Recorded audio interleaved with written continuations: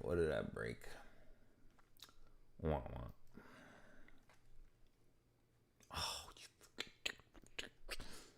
Oh, I'm alive. Maybe not. Home. Uh-oh. No. No. Jeez.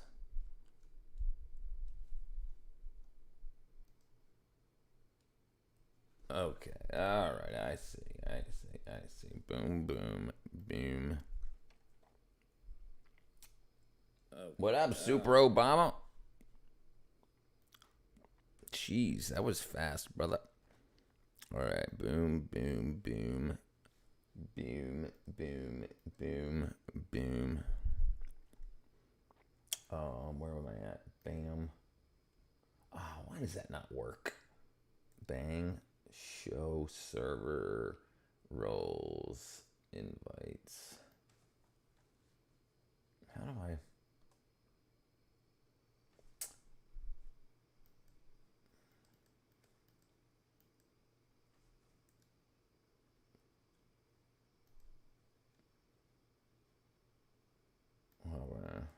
I guess this will work. What's up, Monk? I'm the fastest around. Discord. Okay, bam. I don't know. What did I break? Hold on. Let's see. Oh, I don't know. I don't know what's going on. I can do this. Bam. Dun, dun, dun, dun. And then, let's see if I can do this. This. Boom. Yeah. I don't know. I don't know what I'm doing. I had a lot of work to do, so I finished painting and cleaning. That's my closet in there, so it probably looks all wackadoodle like that. So.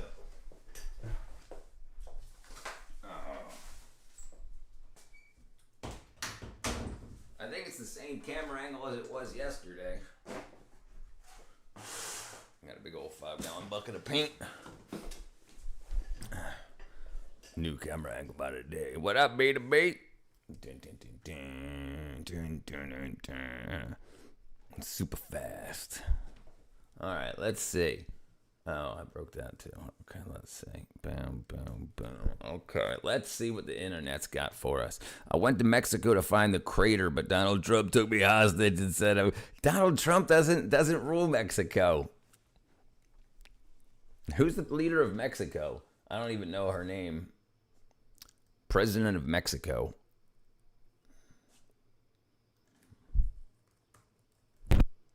Presidente de Mexico. Claudia Sheinbaum.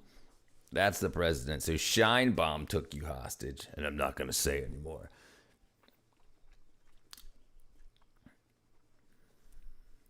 Sheinbaum got ND. Check it in. Donald Trump don't rule Mexico, but he was sure. That's right. Dun, dun, dun, dun. All right, let's see. All right, where am I at? Okay, hold on. Boom, boom, boom, boom, boom, boom, boom. Okay. Does your dog bite? No. Oh. Nice dog. I thought you said your dog did not bite. That is not my dog.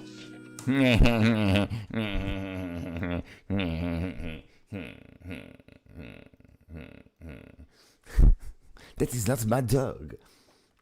Good comedy back in the day. 72. Oh, we watched that the other day. Oh, this is somebody else doing the same thing. 72 Hours with the Last Hunter-Gatherer Tribe on Earth. We watched that same one, but with that other guy, Drew Binsky. I still think the plesiosaur lives, and no one else can convince me. Brother, hey, man. Right? It's definitely a possibility. I saw something really interesting. Let me see if I can. Let me show you this. This is why I get so. Okay, let me say. What's up, Peter? Limey? I'm not a limey. I'm a freaking American. I'm American. Okay, we watch it later, maybe. Okay, let's see. Frank? Maybe you're talking about Frank Van Dam. Maybe I don't know what's going on here. Okay, let's see. Why Pokemon was actually never a video game? They lied? Oh, no. What's up, Pokemon George? Go was What's never up, about catching Hippocrates? Pokemon. It was about something much darker, mapping the real world. Oh, Every right. park you So I told people this. He's talking about Pokemon Go. Right. So Pokemon Go was used to use people's phones to be able to and the GPS to document the entire world. So like if China didn't have an area of just say some American city, they would put Pokemon there on the game, so people with their cameras out would go find that Pokemon, documenting, videoing, and GPSing the areas of the cities indoors and outdoors and whatnot, doing a complete documentation, a complete databasing of every city in the world that at least that they were allowed to do Pokemon Go on. Lemmy, I like Americans when they don't pee in my cereal. Congrats for the retards you play. Okay, let's see. You explored, every street you walked with your camera open, it all trained a massive AI system building a high-resolution 3D model of the Earth. And millions of people paid to do it. While you were hunting. Right. So, like, if you wanted to make a product that was like Google Maps, but Google entire Earth competitor, you make a game, people pay you to play the game and to get upgrades and whatnot, then you can create larger data centers from the money that they're giving you to give them a product that you can sell back to them again. Resting upon religion, old age griefs are ripping the world to shreds. Resting upon religion, old age griefs. If something's free, you're the product. That's exactly right. That's right. Imagine being an adult and going out to catch Pokemons. Hang in there, monk. There's guys who do it. Here, let's see. It was for Delivery Robot. The game's creator, Niantic, was making a digital twin of the physical world. It might be the biggest reverse labor heist ever, convincing millions of people to labor heist. Build a global surveillance grid they can never opt out of. Chapter 1, The Ghost in the Machine. In 2024, Niantic dropped a huge announcement. They were building a large geospatial model, an AI system designed to understand the physical world in 3D. It wouldn't just recognize locations, but analyze and connect them. There are famous videos on YouTube where an autistic dad was arrested and was catching Pokemon. This happened right as the AI arms race exploded after OpenAI became one of the most powerful companies in tech. Suddenly, everyone wanted in, even video game companies. But it wasn't the what that raised eyebrows, it was the how. The company revealed that it had trained more than 50 million neural networks based on 30 billion images taken of the world surrounding them. Those pictures had all been sourced from player-contributed data straight from Pokemon Go. It didn't matter that the players had been inactive for years, their accounts were still around. They were still on the platform, and every location scan they had ever submitted was being added to the network. Users probably considered deleting their accounts, but the idea of abandoning that one Eevee no doubt broke their heart. But at least their data would be safe. Crazy. Right? Well, not quite. What's the up, data's stupid been tomato? folded already into the large geospatial model, helping it to create a map of the world around it. And just like the other LLMs, it's hard to delete any data from an LGM. Think of it as putting together a jigsaw puzzle. Once you remove one piece, it's not complete anymore. The model simply can't unlearn a data point provided by a specific player. That would be more like trying to completely retrain the model, something that would require a heavy investment in cash. It's estimated it could cost between $6 and $10 million to retrain the model, something that might not even be possible because of how this data mining exists at the core of the operation. Because the model isn't just learning, it's reaching places it could never get otherwise. Right. Chapter 2, the $15 billion land grab. Since 2007, Google has used Street View cars to photograph roads around the world, Google creating a built map these cars, equipped them with all of the technology, and sent them around the roads. But there's areas that couldn't be accessed, like an alleyway behind a gas station, or just put a Pokemon there and a freaking 50 people will run there. You have all those angles, all that data.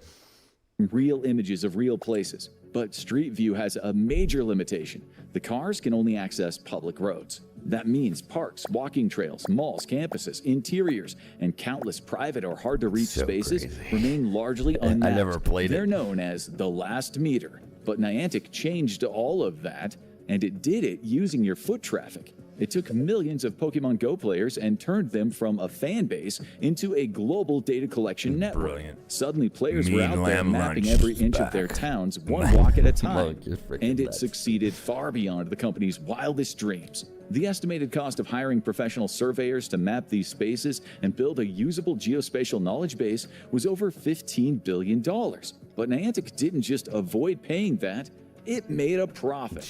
The game has resulted in a net profit of over $6 billion That's Mean as of Lamb. He's looking for 2026. Lovely But Lamb. that is just the cherry on top of the cake, because every one of those players was working miracles for the company. All of the data they were collecting, all of the locations they were mapping, was being funneled directly Unbelievable. back into the company. It would help them develop one of the most ambitious AI projects of all time. Now Niantic is putting all of that data to work for their bottom line, because it turns out they were never a video game company at all. Chapter 3. The Is it possible that Intelligence God's a Pedigree. virus? Niantic specialized in augmented reality, a type of gaming that involved much more direct. So here's the problem. We'll get back to this real quick. The problem with the God virus thing is something would have had to be. Viruses aren't genetically complete, and the virus would have to infect something. So in order for the virus to spread, there would have already had to have been something for the virus to spread to. So that still goes a step back with creation. God is a virus. interaction with the world. At the time, the most immersive experiences were confined to VR arcades, small physical spaces where players wore headsets and explored digital fantasy That's why. worlds. This is one of the reasons why cell phones are so abundant. This question makes no sense. Yes, he's a spirit. Correct. Well, Over a controlled environment. But Niantic wanted something much bigger. It wanted to augment your world. The company's first augmented reality game was Ingress, and it proved that Niantic had what it took to compete in this new field. That proof of concept helped them get the Pokemon license from Nintendo. But behind the scenes, there was a completely different goal, and it went all the way back to the start. The founder of Niantic, John Hanke, actually began in a completely different field. He was known for founding the company Keyhole, an early digital mapping company founded in 2001. Hanke secured funding for his company through In-Q-Tel, the CIA's venture used to play capital Ingress in arm, school. It and the was cool. technology It quickly was pretty attracted cool. attention in Silicon Valley. And then Google stepped in, acquiring Keyhole in 2004. The company would eventually become Google Earth, using Keyhole's satellite imaging tech to create a 3D representation of the planet. That became the foundation for wonder the how more much that precise company's gonna mapping sell systems for. Google developed for Geometry Street View. Dash. Eventually, Hanke But would if I combine die, his two I cease passions. to exist. Niantic formed as an internal startup inside of Google in 2010. Yes, before becoming an absolutely, independent company. Negan. It got heavy investment Have you from liked the Google, stream yet? Nintendo, and the Pokemon Company for its biggest project yet. And using Hanke's deep knowledge of geomapping, it would create a new type of gaming experience. hey, Anyone single who's ever track, played welcome an back, brother. How are you? How are you? In Venezuela now. I thought you got a little break after freaking Ukraine. I guess they put you back out, put you back to work. Free-to-play game knows there are always some strings attached. You download the game and you play for free, but then the game starts hitting you up for money. These freemium that's- games exist off of microtransactions, and those few dollars here and there add up. But Pokemon Go had its own economy hidden in the game. Users were paying for Pokecoins, an in-game currency Pokecoins. that could be Department used to of buy War sent useful me items somewhere that new. made it easier to level Stay up, safe, find brother. Pokemon, or just make your collection more attractive. Sure, you could buy probably enjoy the experience, enjoy the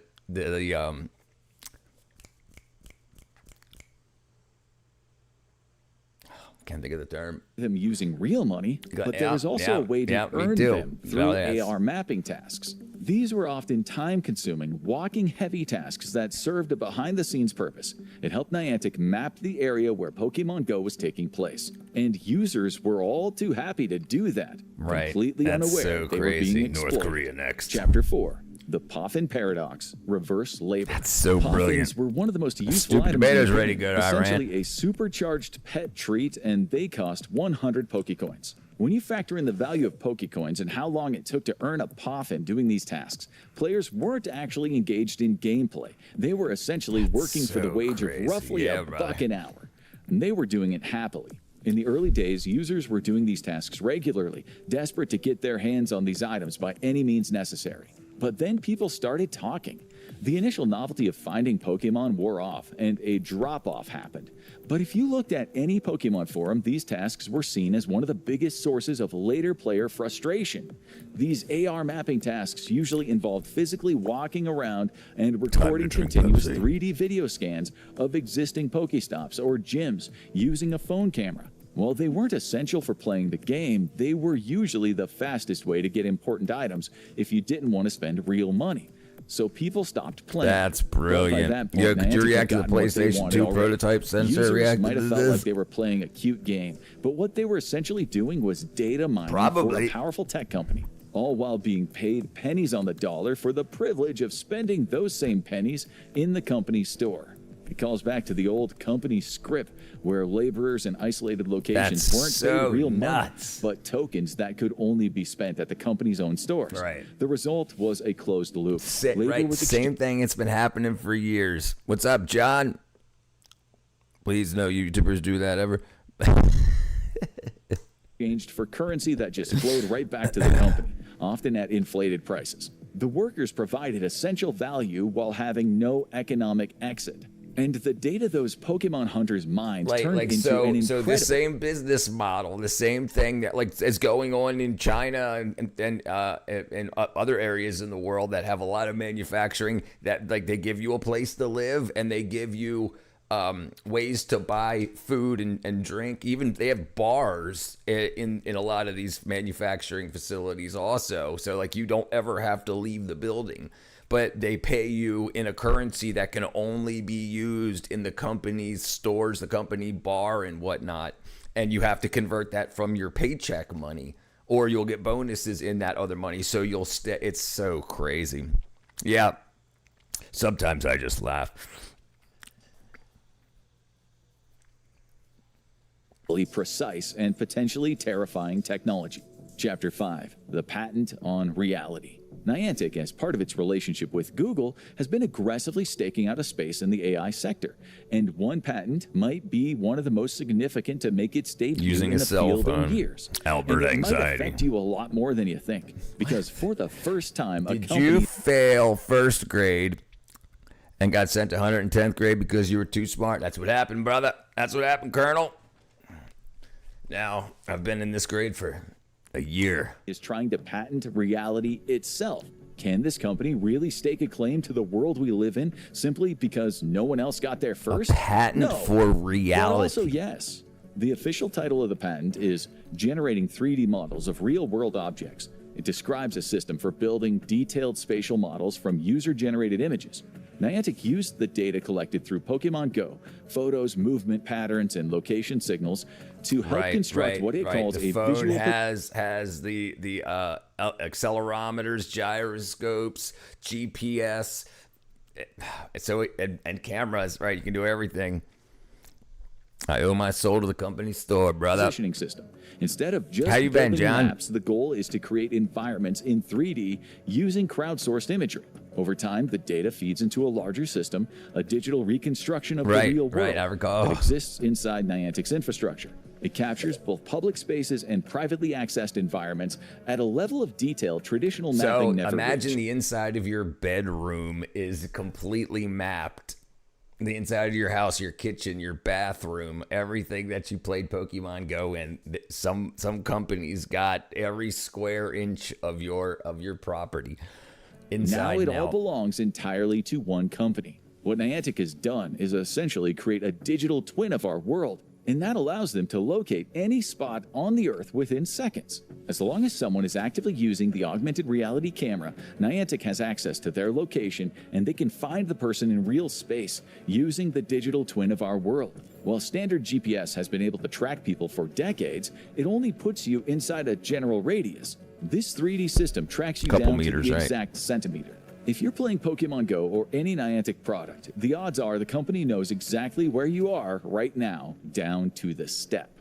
Chapter 6, the Landlord of Reality. From the start, Pokemon Go was serving two masters. Yes, it was a legitimate Pokemon game, and the designers put the effort into appealing to fans. Freemium mobile games often have a reputation for poor quality, either slapping popular IPs onto generic Match 3 games or not even researching the property effectively. But Pokemon Go showed a strong grasp of the extensive lore of the franchise. The evidence of Niantic's activity since the launch of the company indicates that the mapping was always the root purpose of the game.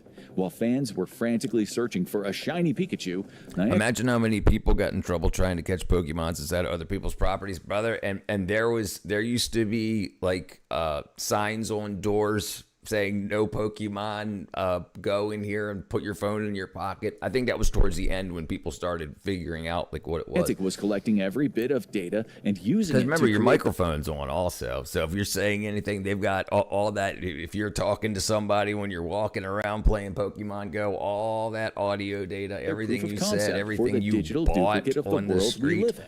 Because Niantic doesn't just want to perfect this digital reality, it wants to own it.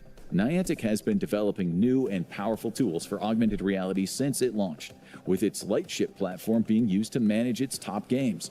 It was eventually decommissioned Lightship. and turned into the Niantic Spatial Platform, an interactive tool that allows designers to explore their own virtual reality and craft their own interactive experiences. Niantic can't completely patent the idea of augmented reality, but what it can do is create the best model, the one that's based on the largest data stores possible, and make everyone else look second You rate. wouldn't, And that you means wouldn't break into someone's house for a holographic Charizard. Dun, dun, dun, dun. A lot of people probably would. Let's catch a Bulbasaur in the crack house, and that's what I was thinking. Imagine that. Imagine going to buy weed or something else, and you're just like, dude, there's a Bulbasaur in your kitchen, and then they're documenting that, and the government would have access to all that, and people talking about people texting saying, hey, can I come by and pick up a bag, and then so that data is given, and then hey, they're like, okay, let's put a freaking Pokemon in there, and you're like, oh dude, bam, and they're like, cool dude. They got all that data, and you broke into a house for less. It wasn't even holographic. every new experience will have to go through them. Lightship and its spin-off platform is likely to become the definitive platform for designing augmented reality apps as long as Niantic keeps up its speed of development. That means the company will likely find itself in a similar situation to OpenAI. Unless you have massive resources and a head start, competing with an established model will be extremely difficult. The best way for companies looking to get... because another company that wants to do the same thing would pay approximately $16 billion to hire people to do all of this. So you would need to start a company, have a $16 billion, and then to hire all the people, and then the time to do all the mapping, and then you would be where they were a couple of years ago. So you'd be way far behind. Get into the AR game to proceed will be to license Niantic's model and then base their app on the pre-existing framework. So Niantic's future could be looking very bright. Pokemon Go showed a deep audience for augmented reality, especially if it's based on beloved properties. The odds are high that other top companies like Disney and Sony will want to parlay this technology to take fans inside the world of their favorite movies and games. Right. Can you imagine walking around with a Spider-Man app and then like bad guys jump on, fly from around the side of the building? You gotta be like,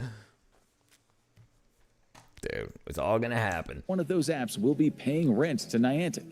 The company is poised to become not just a dominant force in augmented reality, but a monopoly when it comes to the technology the experience is based on. And they owe it all to you, the player. Right. Niantic solved one of the most challenging problems in the is digital world. is almost better than Greek Easter bread or banana nut bread. I think I had a stroke. Yeah, brother. According to y'all, cream cheese is not deodorant. No, it's not. No, just so you all know. Niantic figured out I that they crave didn't have prawns to and map egg the sandwich with a little world mayo. in order That to sounds get a good. full picture of it. That sounds All good. they had to We do call was that motivate shrimp the average salad. person to get in there and do it for them. Niantic got all the data they wanted and billions of dollars in profit. And the players got to take a selfie with a Squirtle. But now they might no longer be needed. Chapter 7, Coda, the Final Evolution. While Pokemon Go is still active, the game currently has around 34.2 million active users, just over 15% of its peak in 2016. Oh, wow. But the game is long past its heyday, and Niantic has been increasingly focused on leveraging the data it's collected in order to facilitate new contracts. Many of those deals will just be at least in America, like tuna fish, it's called tuna salad, so it's tuna fish with mayonnaise, and then shrimp salad is shrimp with mayonnaise, chicken salad is cut up chicken mixed with mayonnaise. That's chicken salad, yeah. How do you clean black stuff out of my air conditioner without removing it from a window? I got it in front, try to wipe off some of the straw. Well, one of the easiest ways is get a paintbrush, like a 2 or 3 inch paintbrush, and sweep it.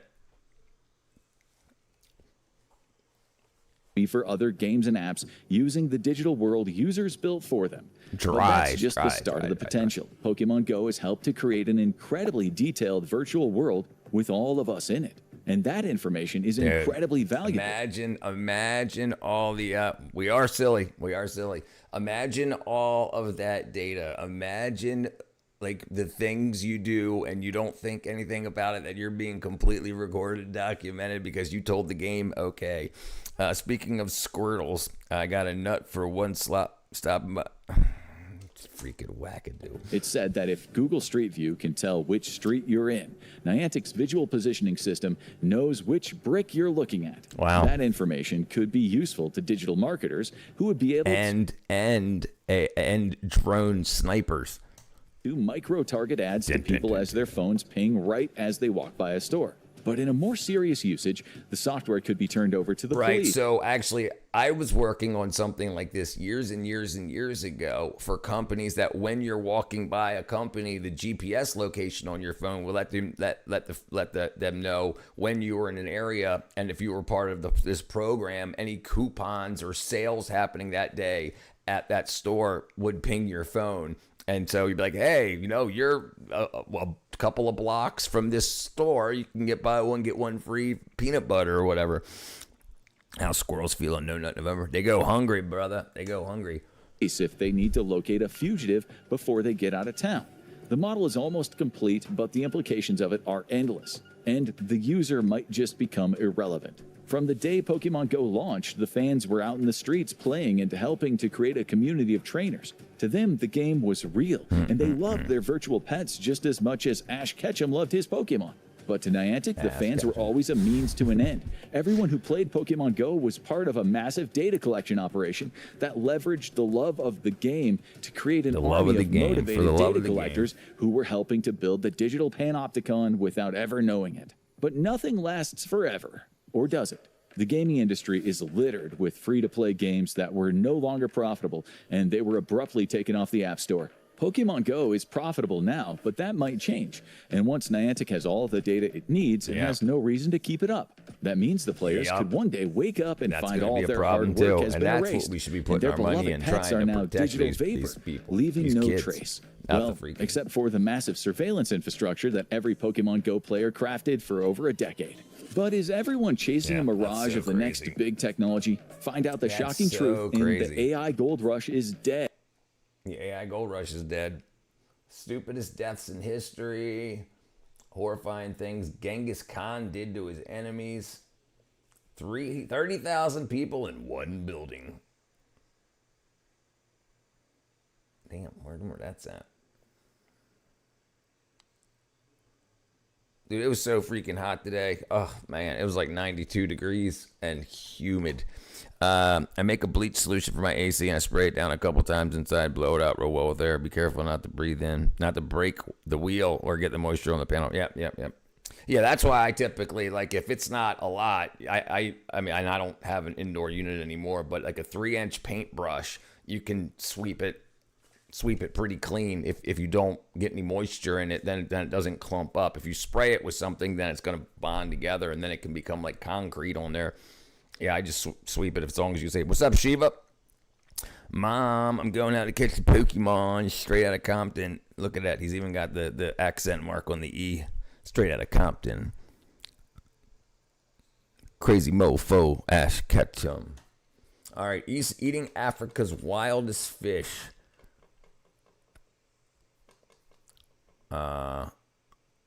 Oakland, where every crime is legal. pain-free branding method. Why shouldn't you try liquid nitrogen freeze branding on people, Straight out even though Disney it's thing. used on horses and That's cows? so crazy. Freeze branding uses branding. liquid nitrogen's extreme cold to quickly destroy hair follicles and skin cells, leaving a permanent mark. Freeze branding is almost painless. my No wife's anesthesia is boyfriend usually says needed, and the animals electricity. rarely fight back. But the process you, depends Nexus's on the wife's animal's boyfriend. coat color. Dark horses only need about 30 seconds. The goal is just to kill pigment cells in the hair follicles. Light-colored horses, especially white ones, need around 60 seconds to destroy the entire follicle, leaving a permanent bald mark. Human skin, however, is much more delicate. More than 10 seconds of liquid nitrogen can burn through the outer layer and reach deeper tissue. It can even damage nerves, causing numbness, tingling, That's or freaking other strange crazy. sensations. What's up? Why Whit? shouldn't you try liquid nitrogen? That's some dark horses. Dark horses. My mine builds up mold twice a year. I shut it off when it's cool, unplug it and spray. Yep, yeah. If it's mold, yeah. If it's just dust, it's one thing. If it's mold, yeah, you definitely want to hit it with vinegar or bleach. Chosen, I'm black and 21-year-old. A woman who's about 10 years older is Arabic Muslim is my guess. What happened? That's my guess. All I know is she wears a hijab and was in the impression that I was under the impression they aren't supposed to like foreign men. I mean, you know, what should you do? Follow your heart. What about your ex with like 6 baby daddies? All right, let's see what Andy's got here. Oh, couldn't even show it right. All right, I'm still working on how to work the internet. Oops. I had a chemist. Straight out of Disneyland. Oops. Straight out of Disneyland. Make a motherfucker named Mickey Mouse. When I find Minnie, I'ma put my dick in her mouth. When I'm caught on, I got a hard on. Pull my dick out, the mouse is all gone. You too, Tim, if you fuck with me. The nigga Poopy gon' have to come and get me. Straight. Jeez, Andy. I had a chemist who had a couple of tribal scars on his cheek. Jeez, tribal scars. She is where she is. I am where I am. I'm loving her from a distance. My biggest fear is to see an Arab in prison. In prison? Yeah, no way, no. Prime internet content, straight out of Disney.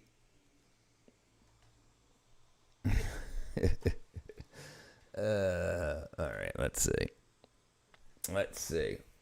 Albino in Africa. Betrayed by faith.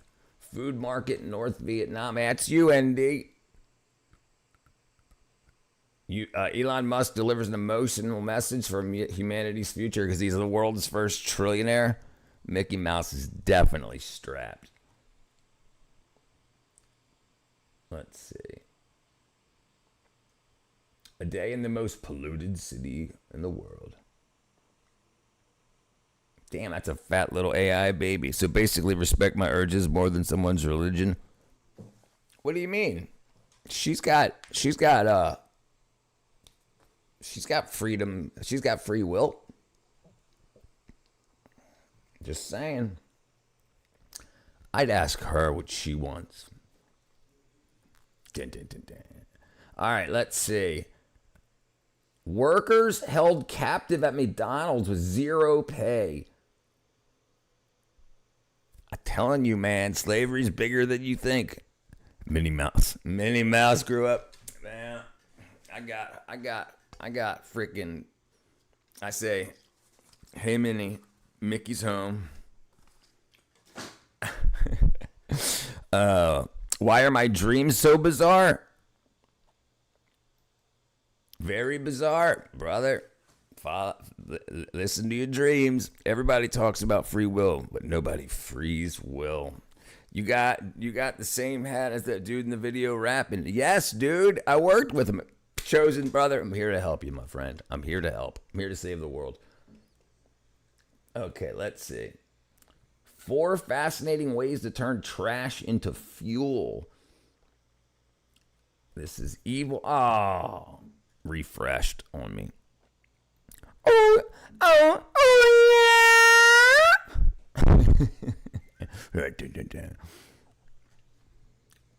Or, oh yeah. Whichever one you wanted. I can name 7 days. The prison changed history. Best dad fails. How canned sardines are made. That looks pretty cool. Dang, we should watch that. My comment that pulled up didn't match the comment I typed. Now that's even more bizarre. So if YouTube thinks you're typing in another language, it'll try to translate it. That might have been what happened. Let's see what it actually said. All right, let's see. All right, yeah. So you see how there's a little so bizarre. So it thought you meant I know how bizarre. See how there's a little like Japanese symbol and an A? That's the translate. That means if you mouse over it, it auto translates into what you think it is. What it thinks it is. Can I get a shalom? Shalom. That was great. Yeah, I'm here to help, Shiva, brother. I'm here to help. Do you believe that one day we will have nanomachines fighting viruses when ingested? Brother, I'm sure. What now? Whether it'll be efficient, like whether. And this is a problem. If they create something like that, there's probably also other drugs that will do the same job better, but they'll want to make money off the new technology, so they'll make it so we can't get the old drugs that way, and we'll have to use the new technology. YouTube can't correct my comments. You don't command me, I command you. I don't know. Maybe the word so. I don't know. AI, man. AI is trying to figure it out, I guess. All right, let's see. I got to pee. In a turlet. Caden Live. That's a good editing package there. Caden Live. If you guys ever want a free one. Yes, I get Deja Vu. I haven't had it in years, but I've had it multiple times throughout my life. It's hidden inside of Japan that nobody sees. Recyclers in Panama. The strictest prisons in the world. Stung by a gypsy. Brave wilderness. All right, let's watch something like that. The oarfish.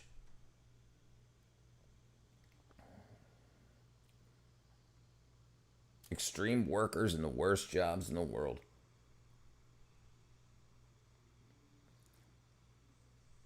This guy here, BigClive.com, he's from the Isle of Man. Do you think it's because we are shown our life from before?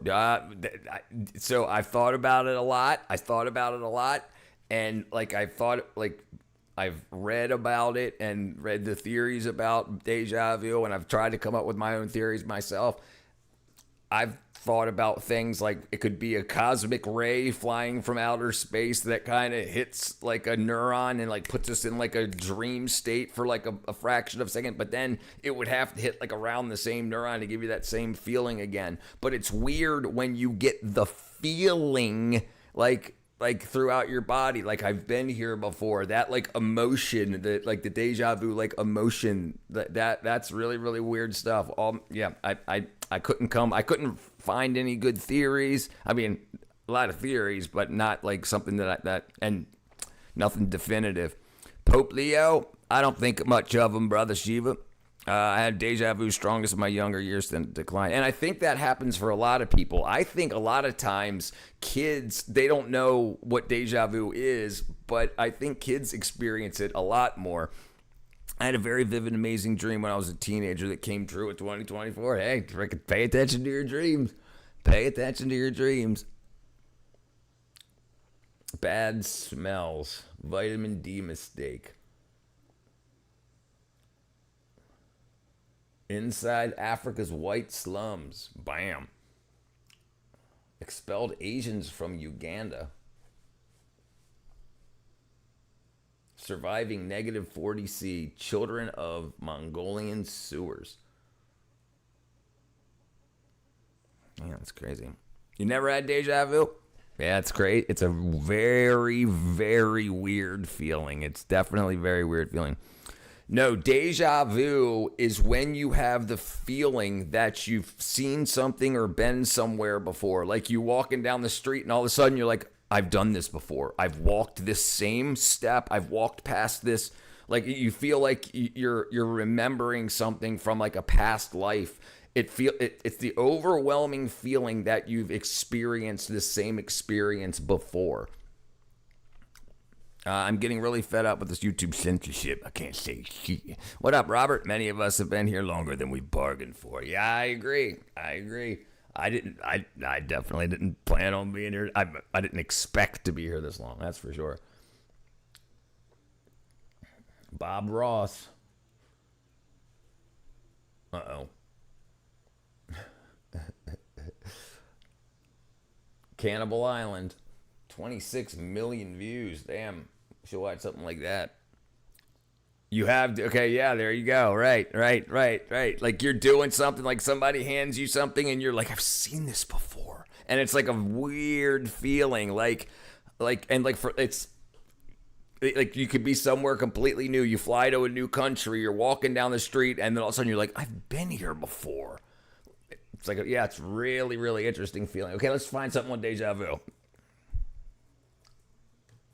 I can't spell deja vu. What is deja vu? Let's find something. All right, let's see what Thoughty has to say. All right, I'll be right back. I got a pee in the toilet. Rewatched Groundhog Day a few weeks ago. Yeah, great movie. Okay. So the difference between disassociation and deja vu. Deja vu is for a moment. Just for a moment. Just for a fraction of a second. You have like, I've been here. And then it goes, and then like, I mean, the feeling fades relatively quickly. Like it's just, okay, wait here.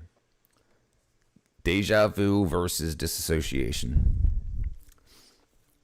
Okay, they're deeply connected in both psychology and neuroscience. At its core, deja vu can be understood as a brief memory glitch where a temporary disconnect occurs between the feeling of familiarity and the factual knowledge that the current moment is completely new. Like you go to a country you've never been to before, and you feel like you feel like you recognize it. Like I've stood in this same spot before, and it's just for a few seconds.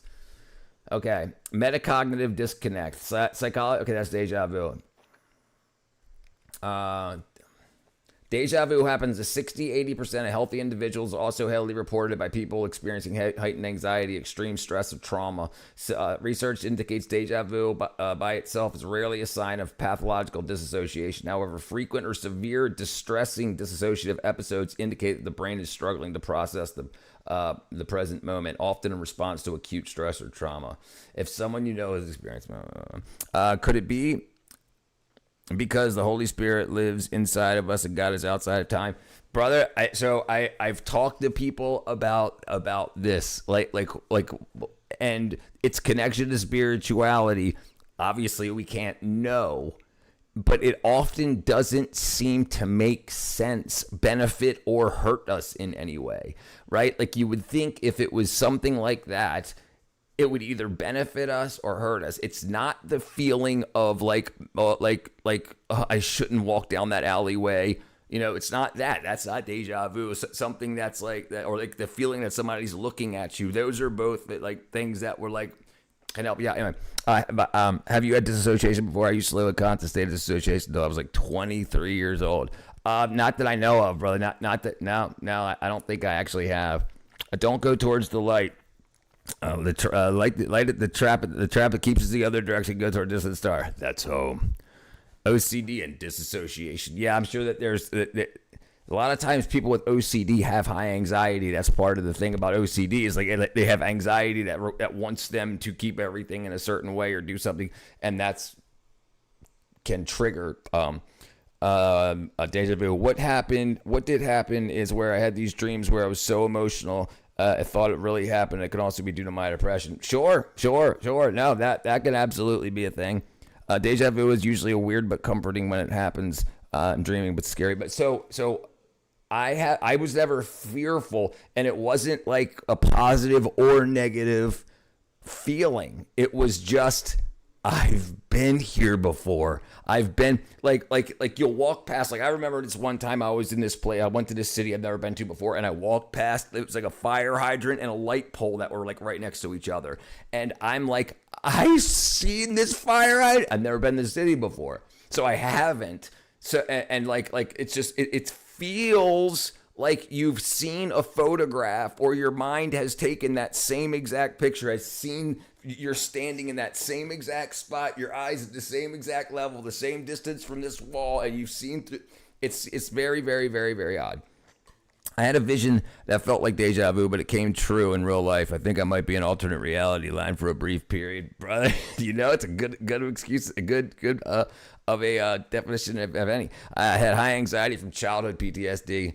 Man, I could definitely push toward disassociation. In my nap time this afternoon, I had deja vu while I was in it, and a dream of the year.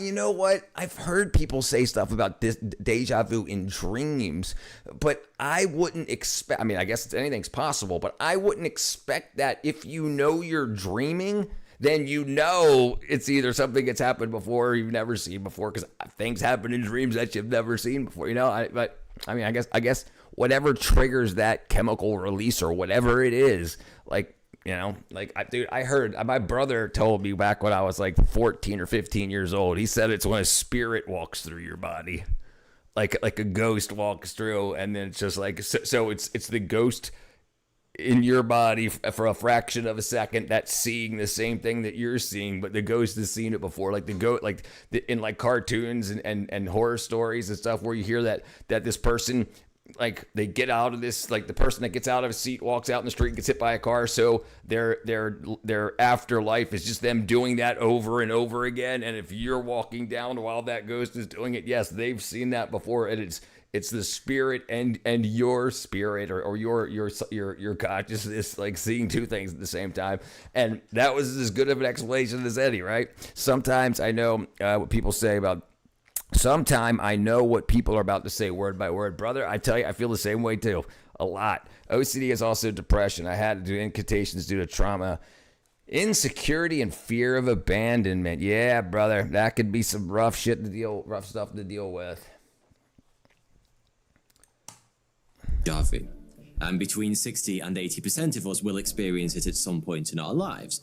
But what exactly is deja vu? And it's not like somebody can prepare you for it.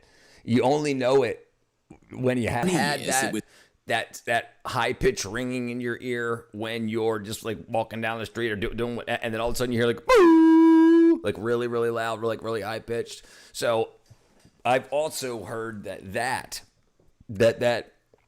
could be like a cosmic ray, something that, because cosmic rays are real, absolutely, and they can actually hit memory chips and flip ones to zeros and whatnot.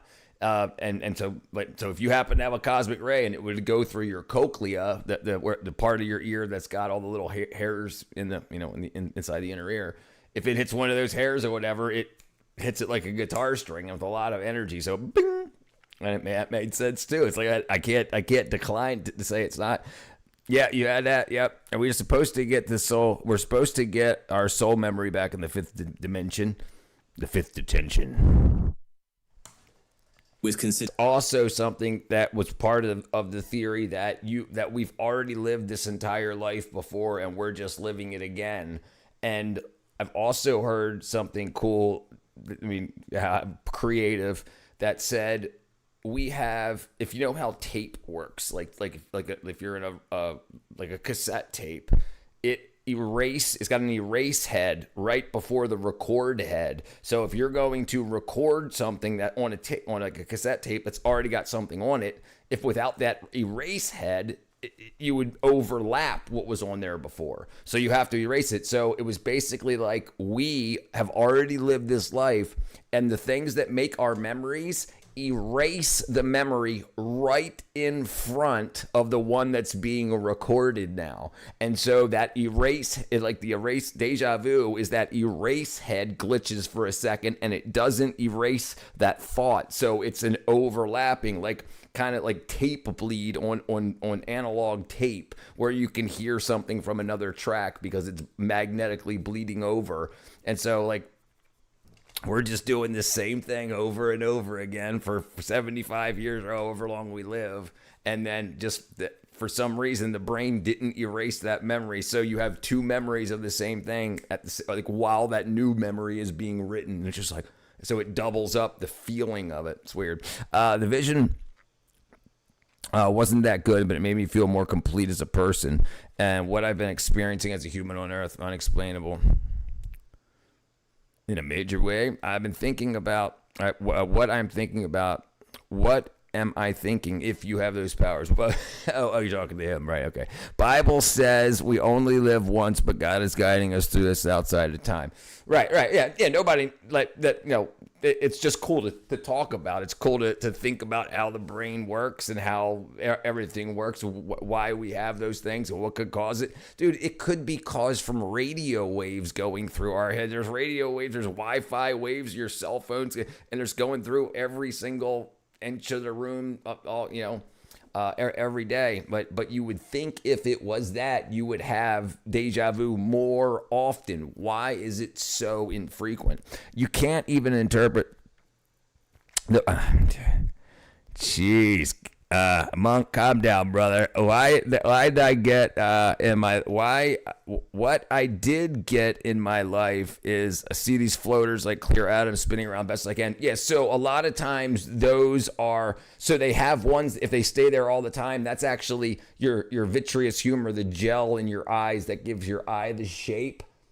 And there can actually be proteins in there. And I think the other ones are like, kind of like when someone, remember like when flashes used to be really bright on cameras and they would float around. So some things say that it's just very, some of the rods and cones in the back of your eye are overstimulated and you see like the little squiggles and whatnot. So think about how interesting that is. If we've already lived this life before, then it would make sense that the read head of the memory is a little bit advanced. So something that's already happened passed by that same read head on the tape. So you're like, oh, I know it's, and then it comes to happen. Also, there's a slight delay between when we see things and when we experience things and when we make memories of them. So it could be weird that imagine if that was like a second. So like if I did this, you see your hand go by, but it gets recorded a second later, so it would off-put like when our muscles and stuff feel ourselves. It gets crazy.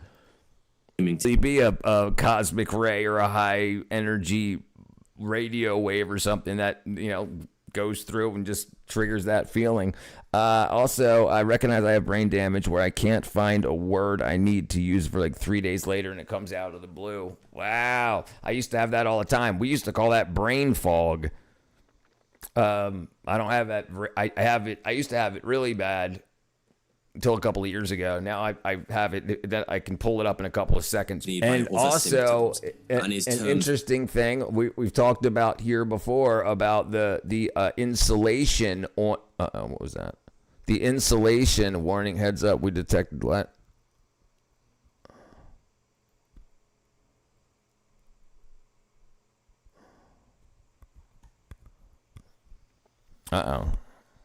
Pathological. What is it saying? Heads up, we've detected video in your stream belonging to somebody else. Oh.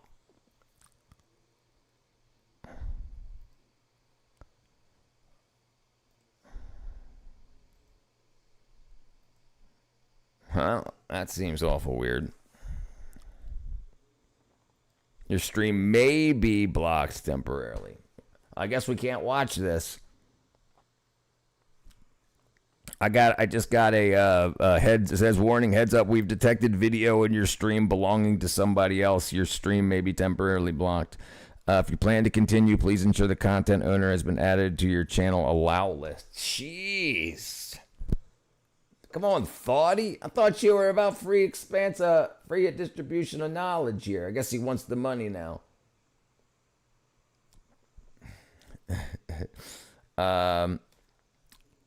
For I am not ashamed of the gospel, because the power of God brings salvation to everyone who believes, the Jew, the Gentile, the Jew and the Gentile. So going back to what I was saying. When you have, if you know how, like, okay, we talked about, brain, the insulation on nerves, right? So myelin sheath is the insulation that's on the nerve fiber. So if you've got thinner nerve insulation, then other brain signals, other electrochemical signals can jump over one to the other. So if they're saying that they can also trigger deja vu with electroshocks to the head, then theoretically it could be the same thing. Brain fog and disassociation are often interconnected, right? Anxiety, yeah, and the fear centers in the brain suppress the verbal areas. I didn't know that.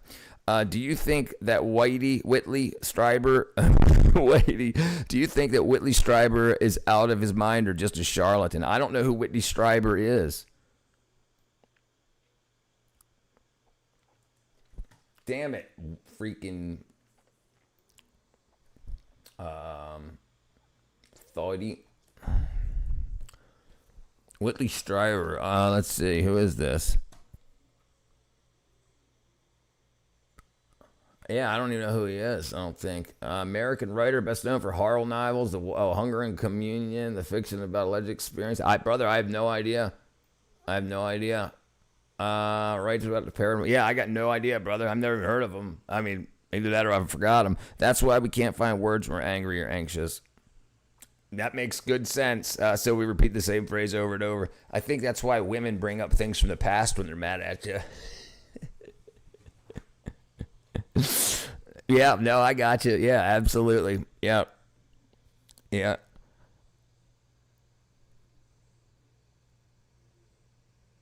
That definitely happens to me, especially when I get all excited.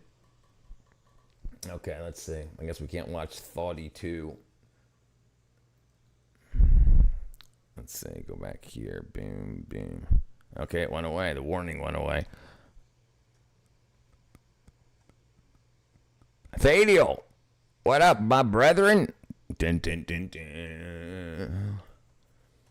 Okay, North Korea's most unbelievable laws, new fear unlocked. Oh, got a message. What is that?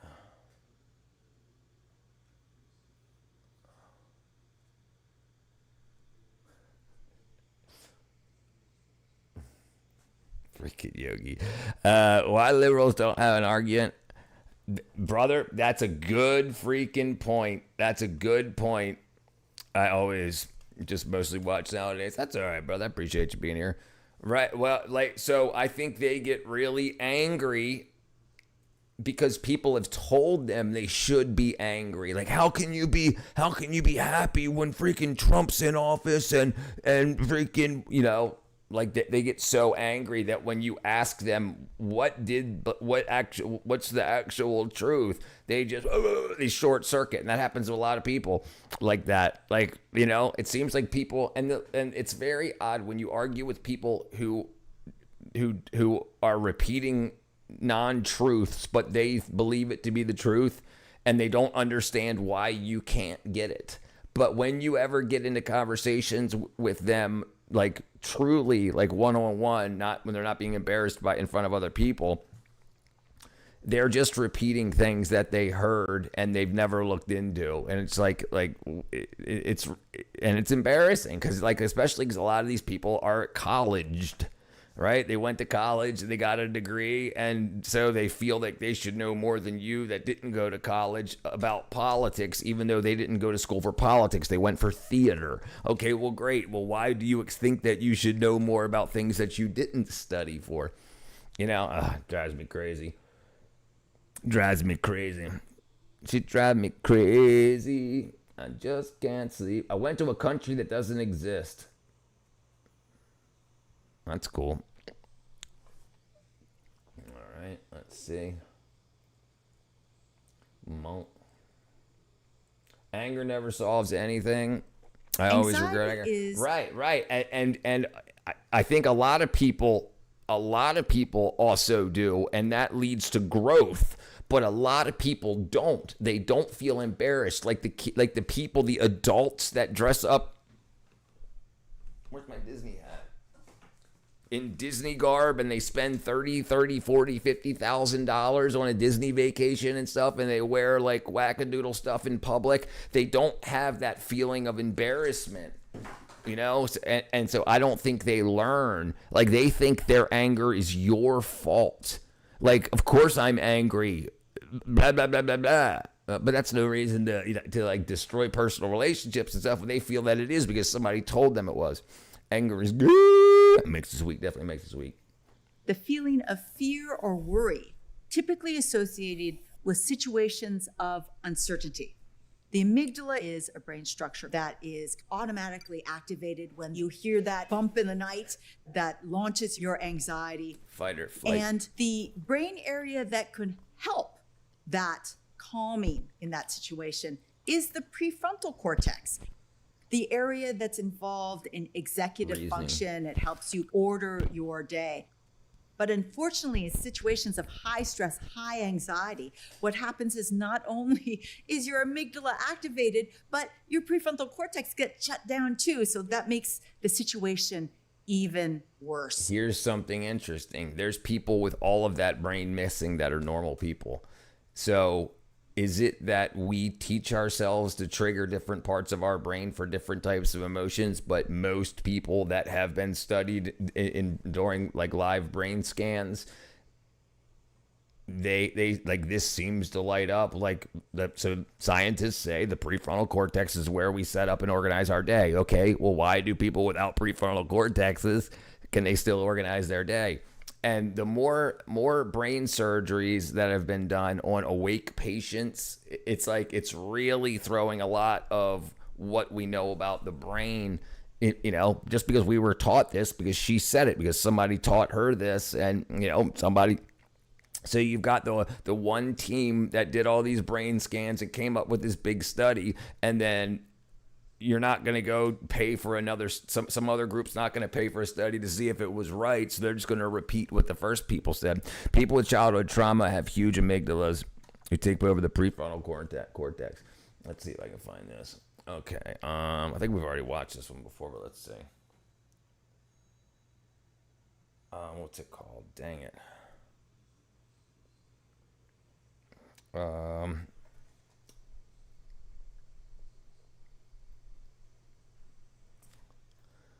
Neurosurgeon who says people without brains live normal lives.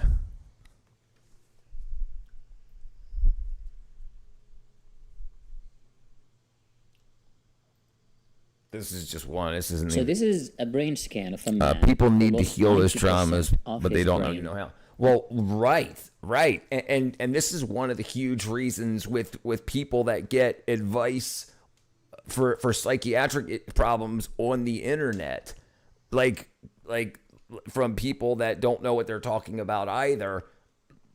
They like you see girls going through breakups being like, I need to heal my trauma. I need to do okay, but how are you going to do that? And then they say time heals all wounds. Okay, so you're not going to do anything, and then you're going to say, okay, it's been long enough. I don't think about it very often, so I'm healed and shit like that. Like, yeah, and I think it's done a disservice to a lot of people. What's up, William, brother? We can believe anything we've been told. Yeah, can we believe? I mean, so there's a lot of things that you can see in people to see if they're going to be suggestible, meaning they'll believe anything. And this is what we won't go into the gender stuff, but And still lived a normal life. Just look at that. It looks empty. He's got no In brain. fact, brain tissues in this case were replaced Meditation has shown by to water. reduce the amygdala It's a activation. condition. It's called hydrocephalus, and so the cavities in the brain increase with time. And so at the time when this was taken, he was 44 years old, living a normal life. He has a family. He works. His IQ was tested at the time of his complaint. Basically, he showed up and complained about leg pain. His IQ came out to be 84, which is slightly below the normal range. However, he lived a normal social life. And so what does this tell us? It tells us that neuroplasticity is more incredible than we thought. When more and more tissues of the brain are lost, the rest of the tissues that remain will compensate for it. When they remove a tumor from the brain, they have to be really delicate. They have to be very careful not to mess around with very sensitive areas in the brain that would lead to loss of very important functions. But in this case, it's a superpower. Yeah. Honestly, look at that. This raises a very important question about consciousness, to be honest. We have this belief that consciousness relies on a complex structure, right? The brain as a whole. Not but true. This man lived a normal life. And it's not just this 90% of his brain missing, yet he was conscious and self-aware and had no issues living a normal life. So there was the researcher I was talking about, he's got this, I think it's a book, that the soul is not in the brain. The soul's not in the brain. Like he was talking about how, why don't you ever have seizures of reasoning? Why don't people ever have math seizures? Why don't people ever have seizures where they just play the guitar? Why, you know, like it just seems like a wackadoo. So if those areas, you can have seizures all over the brain and no one ever has seizures, that makes them do reasoning and do other things really, really, really well. It always goes to the loss of something. Then what is the brain? What's going on in the brain that we actually know? I saw a video where men in the military have high rate of having all daughters due to high stress, which impacts the probability of making male sperm. Wow. What up, little native mama? Hey, Rich, deep shit to come in too, but hey, how you doing? Yeah, sorry. And that means that consciousness is not as fixed as we might think. Yeah, they don't believe, like, so the people that teach what the brain does will tell you that consciousness and everything is in the brain, but the people that operate on brains, the people that cut into brains, will tell you that it doesn't. This happened in 2007. So most people will never cut into brains, but how many more people will be taught what the brain does, and how many people will actually work on a physical brain? Like 0.001% of the people taught about the brain will actually touch a human brain. Isn't that how and then also, like, you also have savants that but it's not seizures that do that, right? It's not seizures that make them, they just have that ability for whatever reason. What'd I miss? Trust your gut feeling.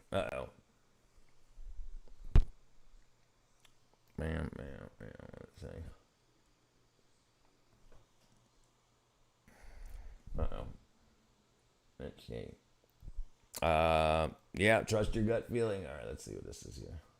Oh no. Okay, there we go.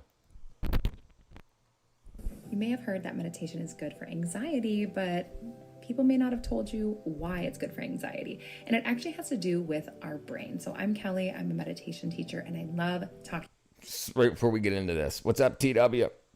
Trusting your gut. Here's an interesting thing about guts. Do you know how you can feel depressed and anxious when you have diarrhea? So what is it about your guts that can trigger your emotions and feelings of well-being? And that seems to be very prevalent in the guts. It's an electric stimulation in the brain through a specific activity, right? Well, seizures are electrical storms in the brain and what usually happens during a seizure is consciousness shuts down, and then the parts of the brain that handle movement go overboard. But we don't know what happens in consciousness because people usually lose consciousness. They don't say, hey, I had a seizure and I freaking, calculated pi to the 100th decimal place. It's very, very weird. The vagus nerve, Henry Allen. Talking about meditation and the brain and anxiety. So when we're talking about meditation, what happens is you start to meditate, you close your eyes, you get to that space. The amygdala, which is the pain, fear, worry center, anxiety center of the brain, begins to quiet down. So it is helping you get out of that fight or flight mechanism. While at the same time, the prefrontal cortex, the part of the brain right behind your forehead, that begins to activate, which is the part of the brain friend of mine had a seizure when he stopped doing coke. Memory, higher cognitive function. Now the cool part. He must have been doing a lot.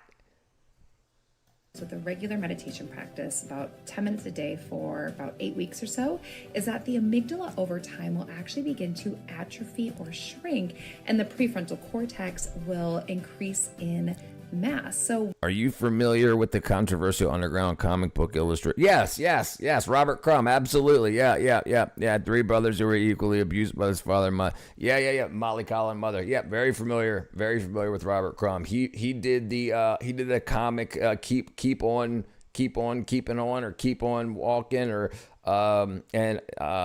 keep on.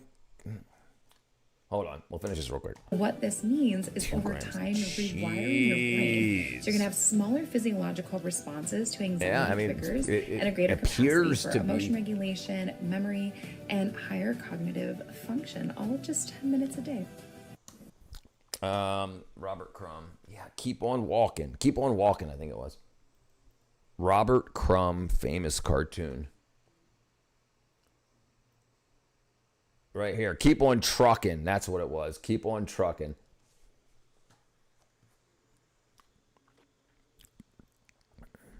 So if it's like a lot of stress is built up, and then the brain's like Control Alt Delete, like let's reboot, and then during the reboot, like there's nothing to tell our muscles not to move. Like it's our brain that's maybe that's a good possibly, like if our brain is the one telling our muscles, don't move your arm up, don't move your arm down. And then if the brain is offline and the muscles are just like the electrical signals that are just twitching around or making a move. Exercise also shrinks the amygdala, but you need to lose your breath. Oh, wow. What's up, Ziggin? You remember that? Yeah, keep on trucking. Robert Crumb. Yeah, he did a lot of this stuff. Fritz the Cat. That was one of the most popular adult cartoons.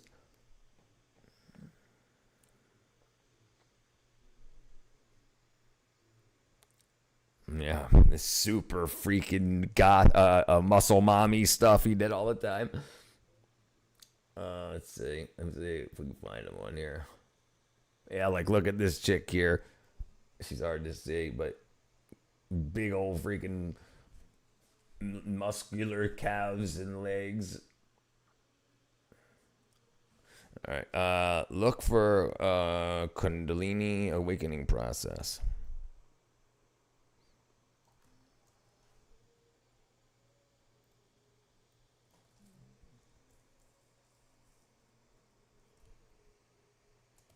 Oops. Kundalini is a profound spiritual and psychophysical experience for dormant energy, Shakti, at the base of the spine, rises through the body's energy channels. It's often triggered by deep meditation, breathwork, or yoga. It's said to lead to heightened awareness, spiritual enlightenment, and deep interconnectedness. There you go. Okay, what did I want to say before? Let me see if I can find it. Dang it. Neurosurgeon says soul isn't in the brain. Let me see if I can find one here. Yeah, here he is. That's an hour long, though.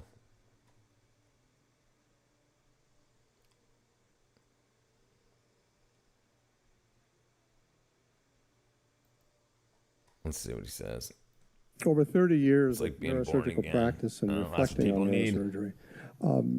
I mean, think about all the people that are cured through prayer, and like when you calm everything down, and it's like you can heal your body through fasting. And if you're basically meditation and prayer, when you slow everything down, you stop all external stimuli, and you breathe and think, just listen, and then it's absolutely a possibility. It's like cleaning a pipe full of dirt. Dark night of the soul. I've had mirror the questions that the Bradley Center is asking. The questions include, what is thought, and are humans unique? What is artificial intelligence, and can machines think? And what will artificial intelligence do to us? How will it change us? Neuroscience offers I'll check it out. considerable insight What's that, into Winston? what human thought is, and that insight is not what one. Right. would- Do you know science doesn't know what a thought is? They don't know what makes up a thought. Like there's a bunch of theories about like where thoughts happen in the body and whatnot. Mainly the theories are mainly in the brain, but we don't know. Science doesn't know. People don't know if like it's not a chemical reaction. It's not like they don't know what a thought is. It's the first step to. We'll check it out. Take from the materialist perspective. There are three seminal research projects in the 20th century that give us a deep insight into what human thought is. The first is of Wilder Penfield. Dr. Penfield was a neurosurgeon at in Canada, and he was a pioneer in the mid-20th century on epilepsy surgery. And he did open craniotomies with patients awake. He'd use local anesthesia so they felt no pain. The brain has no sensation of pain. And he Which would is study so weird. their There's brains no by the stimulating. brain is nerves, right? So you would suspect that it would be a lot of feeling in the brain, but there's no pain receptors in the brain. After a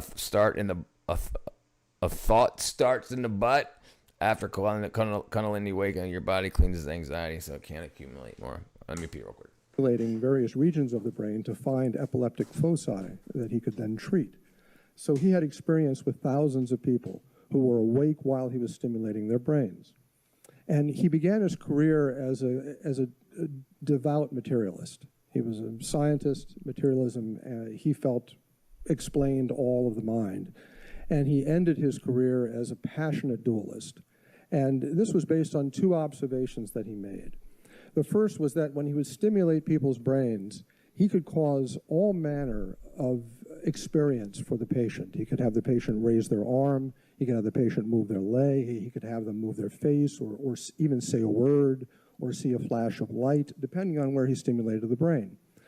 I've had that experience myself, not only as a surgeon, but as a volunteer in a project that used a magnetic stimulator that just held outside of my skull, and I had my own arm move that same way by stimulating my cortex. And imagine being in a state compared to being drunk or high, but it's your baseline state. Man, we'll give it a whirl. Penfield found, much to his consternation, was that he could not simulate agency on the part of the patient. That is, when he would stimulate the brain, he would ask the patient, who just did that? Because the patient would move their arm. They couldn't see what he was doing, so they didn't know they were stimulated. They would always say, you stimulated me. You made my arm move. He would have them move their arm on their own, and then he would make it move. They could always tell the difference. It's amazing. He searched for agency using his electrodes, and over 30 years he couldn't find it. Right. So what if it's a signal in the brain that makes your arm move? What is making the brain make the arm move if it's not the brain? If the person's arm moves, they'll say, I didn't do that, even though the part of the brain that makes the arm move was stimulated. And when they move, that part of the brain lights up. But what part of the brain or what part of the mind tells that part of the brain to move? It's very interesting. A friend of mine, which is a saint, had a Kundalini awakening the past year. Kundalini. So he said the agency is not material. The actual movement is mediated by a circuit, but the agency is something different. The other thing he noted, which is a fascinating observation that remarkably has gone completely unquestioned in medical science. Free will, right? Yeah. He asked, why are there no intellectual seizures? We know about seizures.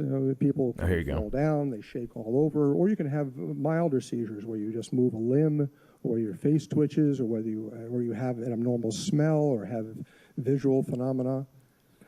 But you never start doing calculus when you have a seizure. There you go. You never start doing calculus when you have a seizure. You never contemplate justice. You never contemplate justice. You never contemplate political science. Political science. And the question is, well, if large portions of the brain are devoted to higher intellectual functioning, why don't seizures occasionally make you take second derivative? Right. If our thought over who we want for president and whatnot, and the reasoning for why we want this person for president is done in the brain, then why don't you ever have seizures, or why can't you stimulate a part of the brain that makes you go, Donald Trump, Joe Biden? Why doesn't that happen? It never happens, and it doesn't happen when you can stimulate it. So is it that those thoughts are not in the brain? It doesn't appear to be, because you would think a seizure would make people start having thoughts of who they want to be president or why, and they don't. That doesn't happen. Instead of just jerk your arm. And they never, ever do. In 30 years of practice, I've never seen a seizure have any intellectual evocation. Yeah, there's no intellectual and seizures. Penfield asked, why are there no intellectual seizures? So his answer as to why he could not find agency by stimulating the brain and why he never observed an intellectual seizure was that the intellect and the will in human beings is not in the brain. It's not material. The brain mediates it, but doesn't give rise to it. So something outside of the body, outside of the physical body, is where all of this happens. So if the body is a antenna for consciousness, and then a robot that can make things happen and move, but the thought part of it isn't in the body. I think a majority of movement of influence is a sequence of consequential movements due to adjustments such as comfortable fixing a car, or scratching, or breathing. Right, Zig. So, Ben, right. So when somebody moves their arm, an area of the brain lights up. And then when you shock that part of the brain or probe that part of the brain, it moves. But they don't have anything recorded in their mind. Like, they can see it happen, but they know they didn't do it. Right? So it's like, and then like the whole point about intellectual reasoning and whatnot. Why don't people have seizures where they just argue about politics and solve calculus equations? I think we better think. We think better when the brain's quiet. I agree. People having a seizure are aware, but they have no control. Right. Okay. So then why aren't there seizures of not being aware and not, but you figure everything that the brain is supposed to do over the 100 years or however these 12,000 surgeries, that could never be replicated. The thought part of it. Most human discoveries happen deep relaxation, like in the shower. Second line of research was that of Roger Sperry, who was a Nobel laureate, working at Caltech. And Sperry studied split brain patients. You may have heard of these people. They're patients who've had surgery in which the hemispheres of their brain are surgically disconnected. We actually cut through a fiber bundle between the hemispheres so that their brain now really is two brains, essentially. There are connections deeper down, but they don't connect the hemispheres very effectively. And this is done to stop seizures. There are rare kinds of seizures that start in one hemisphere and spread to the other, that if you can disconnect the hemispheres, the seizures are much milder and much easier to live with. So these operations have been done really since the 1930s, and they work very well. And Sperry took these patients and he studied them in detail because he wanted to ask what happens to someone's mind when you cut their brain in half. Right. And Nothing. The remarkable result of Sperry's work isn't what he won the Nobel Prize for. He won the Nobel Prize because he found a whole bunch of subtle perceptual changes, very, very interesting things. The remarkable thing was that he had to do Nobel Prize level research to find any difference at all. That is, I've known many of these patients. I've done the surgery. These are normal people. You meet them, I talk to them, their brains are cut in half, but they're still one person. Where do CTE fit into this, such as professional wrestlers or football players? So the thing is about damage to the brain is the areas where memories and whatnot are stored are damaged, not the actual. Well, I think I'll actually get into something. What's up, Silly Angel Dust Edits? Say thank you. Welcome. They're completely unitary. They don't have two minds. They don't have two intellects or two wills. Right, that's None of what that. you would expect if you cut the brain in half and one side of the brain can't talk to the other side of the brain, but both sides of the brain, or both hemispheres of the brain can talk to the body through the spinal cord and whatnot like that, that you would, like, one side would be able to talk to the other, like in speech, and not know what the other side's going on and whatnot. Thank you there, silly angel dust.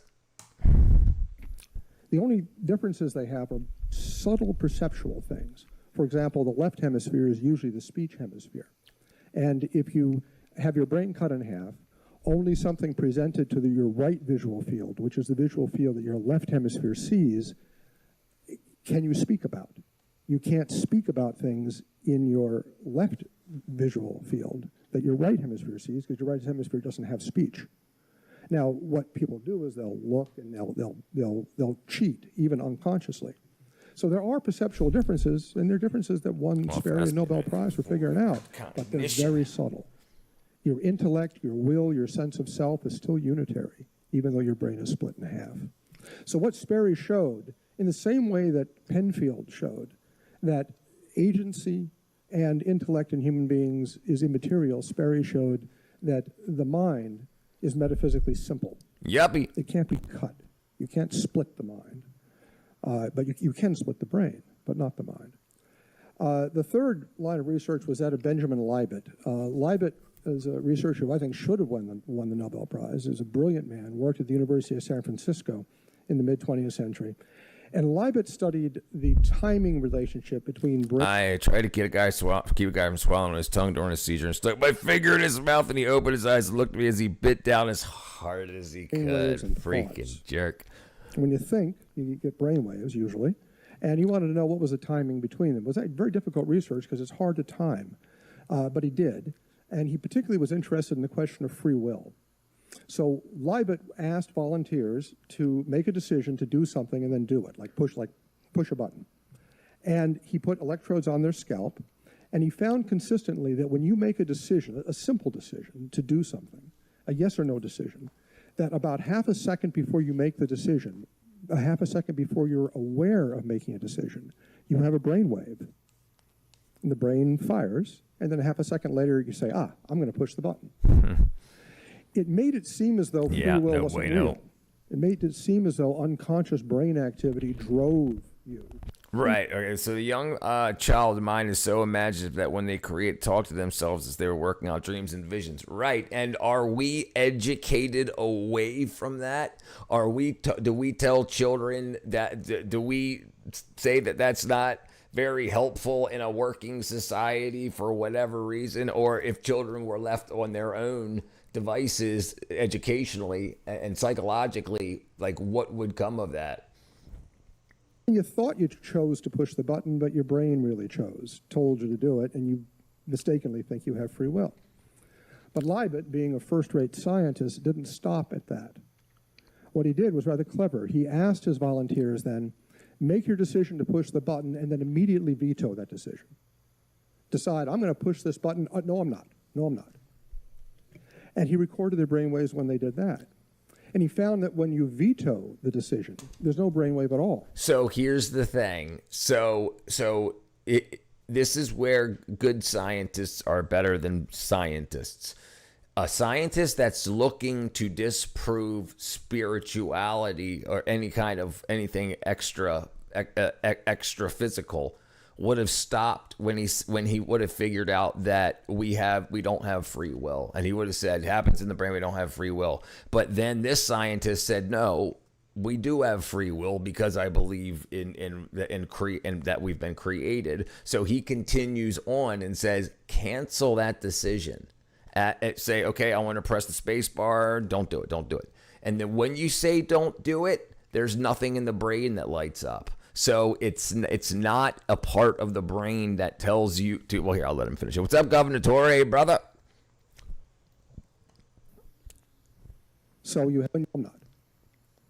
And he recorded their brain scientists, didn't stop at that. What he did was rather clever. He asked his volunteers then, make your decision to push the button and then immediately veto that decision. Decide, I'm going to push this button. No, I'm not. No, I'm not.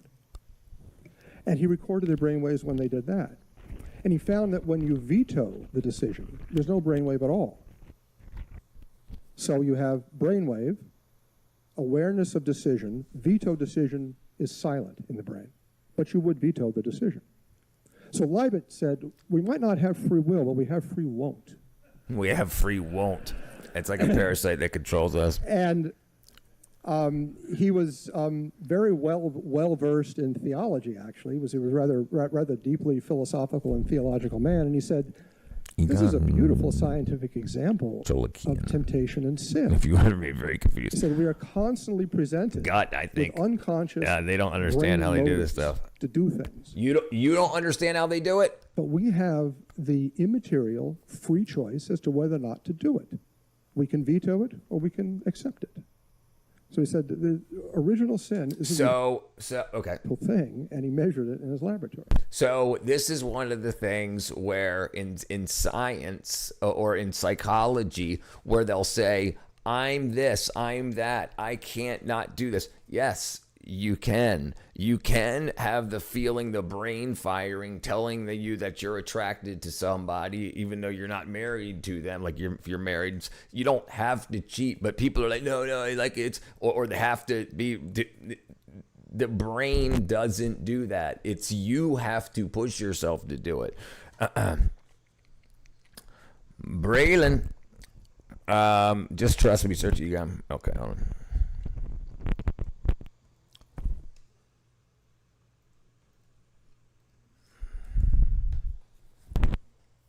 Registered federal lobbyist. The short answer is a real human person who lives in the U.S., a lobbyist for Ukraine organization, law specialist, particle physicist, possessing national security background. I'm surprised we didn't get any other data on him like that. What's his deal?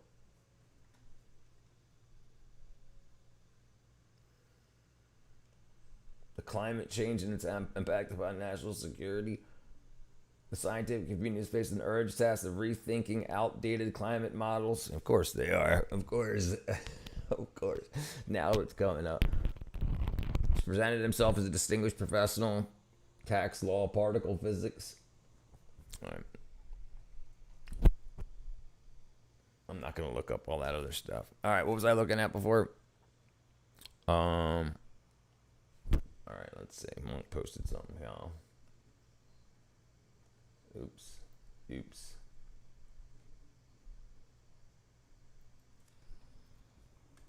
We've got a 50% increase in creativity, almost 12-point boost in IQ, 15.8% increase in EQ, emotional intelligence, as well as reductions in anxiety and depression and paranoia and schizophrenia and a whole range of psychopathologies, anger, hostility. It just goes away because the changes here are profound, they're lasting, and they're targeted. The mood scales detect hidden traumas by category, by person who caused them, father, mother, brother, sister, teacher, friend, business colleague, whatever. You need to identify, you need to feel in order to heal. And so we help you to know where to look, how to feel, how to find the good or the gift or the lesson, how to walk in the person's shoes, learning then enough about why they did or failed to do what they did or failed to do that caused you the trauma, so then you can go to compassion for them and hug them and go all the way to love and hang out with them. This produces lasting healing. It's called forgiveness. He worked with CERN and more organizations, and he has a channel on YouTube where he speaks about climate change and war for hours on hours and hours. People say he's a fake identity. Ways. Category 2, where the traumas are identified, specifically addressed, and then eliminated. Not papered over, not replaced with temporary highs. Yeah, right. This has been well known. 50 ways to get through traumas is you have to. Now he's saying how to do it, but what you need to do, right? You need to put yourself in the person's shoes that hurt you, and then find out why they did it, forgive them for it, so that you can move on instead of just patching it up and for 30 years thinking, oh man, why didn't I say this to them when they said that to me, or how did they? Forgiveness. He worked with Sharon. All right, let's see. We got something else here. Great. Now you're gonna get me a rabbit hole to go down. Tesla claimed to have discovered a way. Need to be in an alpha brainwave state for it to work. To peer beyond the limits of consciousness. How did he do it? The great inventor Nikola Tesla slept only 2 hours a day, yet he was one of the most productive geniuses in history. His secret was the state of... Look at that. Look who does he look like right there? Who does he look like right there? I know it's AI, but he looks like Elon Musk. Hypnagogia. Those fleeting moments before falling asleep. Yeah. Like imagine accessing bursts of creativity just before falling asleep. It was there that he found inspiration for his ideas and inventions. Tesla believed that in those moments, he tapped into knowledge beyond logical explanation. Unlock your creativity and transform your life like Tesla did. Nikola Tesla.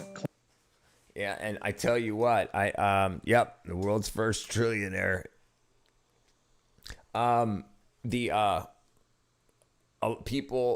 lot of people that have very high intellect have bad sleep, have insomnia. So if you're laying in bed for hours trying to fall asleep, that mode that your body is in right before hypnagogia,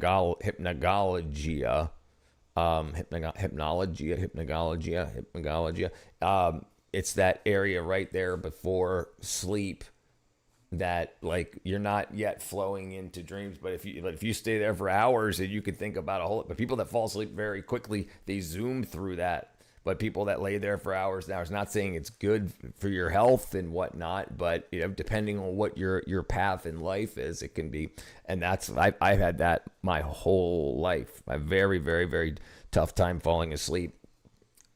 But any productivity that would have turned into was pushed down the line because I used to drink a lot in order to speed up falling asleep. So then I woke up and I'd be hungover and I wouldn't get anything done with it. Hypnagogic. Yeah, I can't. I've got Ricklexia. Insights come from that state of mind. Right. So it's when everything's quiet. The rest of the world or the rest of your household is asleep. Your phone's not in your hand. The radio's not on. The television's not on. You're calm. You're just breathing in and out, like taking nice deep breaths, and you're just like, because in the nose, out the mouth, you're concentrating on your breathing and you're trying to fall asleep, and you stay in that, and you're more in tune with what's going on. And do I feel hungry? Is this what's going on here? So you don't have all the noise from the rest of the world. I also think why a lot of very overweight people have issues is they always have what's called food noise, and that kind of stuff can cloud the times where you could be doing good for yourself mentally.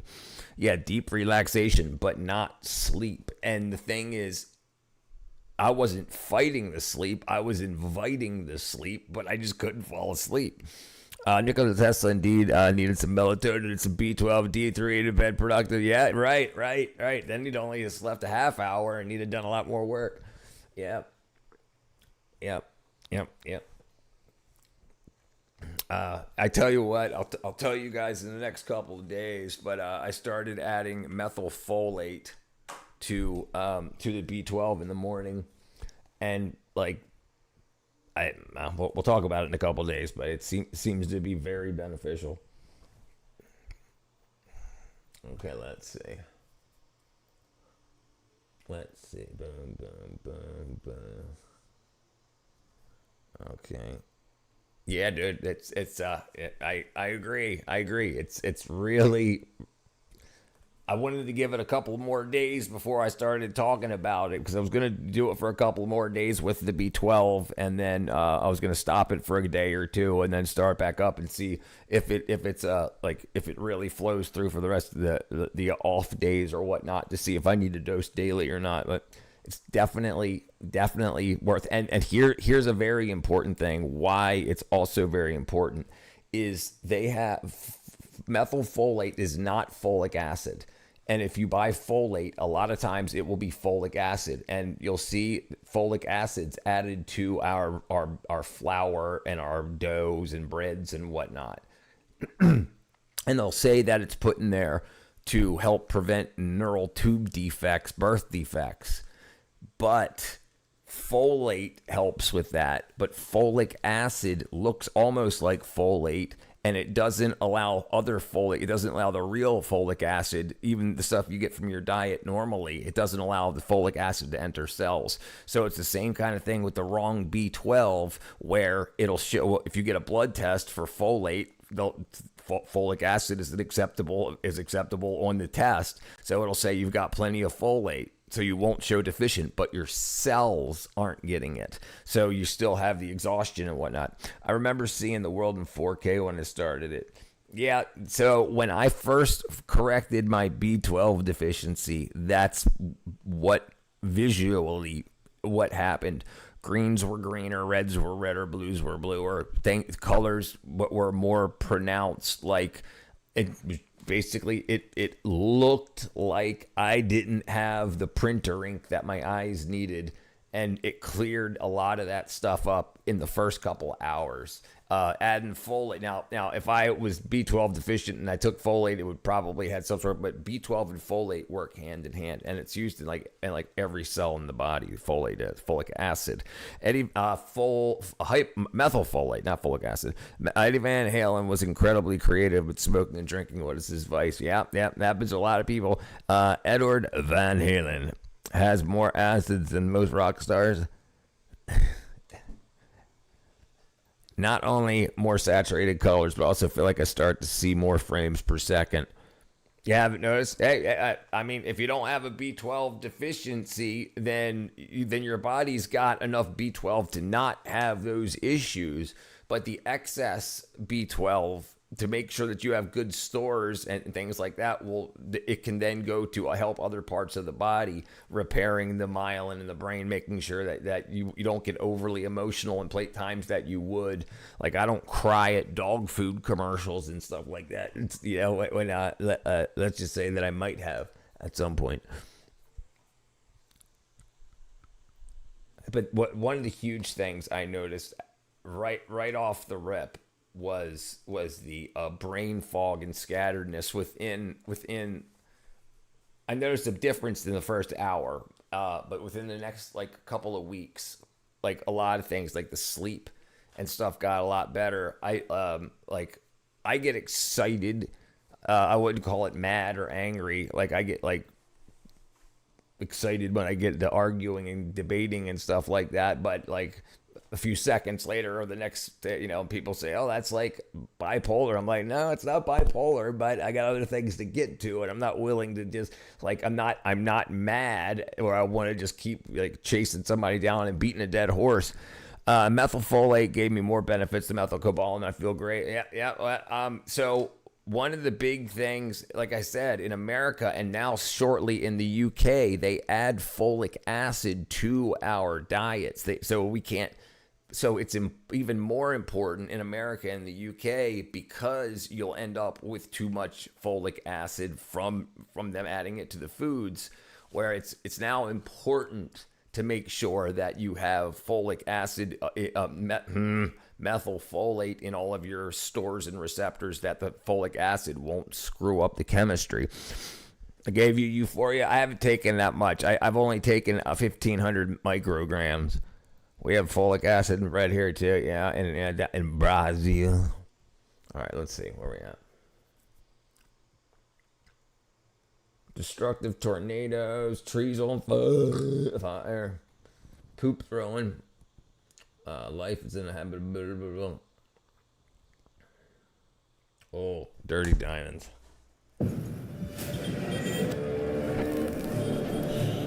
The war really was very, very bad. Most people lost their lives. 90% of the structure were burnt down. Make sure it's not copyrighted. I don't want my... Let's see.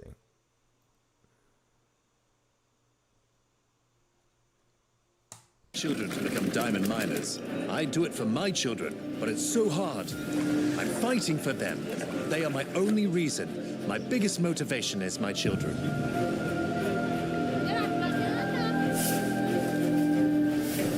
The workers you see behind me are searching for these diamonds. Across America. He started in Jacksonville, Florida, and now he's not. Yeah, and he's isn't he live streaming the whole thing? Didn't he get hit by a car too a few months ago? Forrest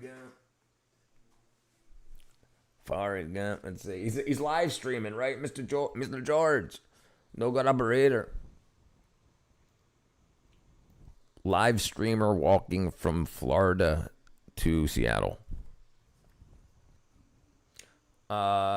Is Camilo Ruiz, an online low life wreck. He began a 3,100-mile journey from Orlando, Florida, March 9th, and is trekking across the United States to raise money for the Singletons, a charity supporting single-parent families battling cancer.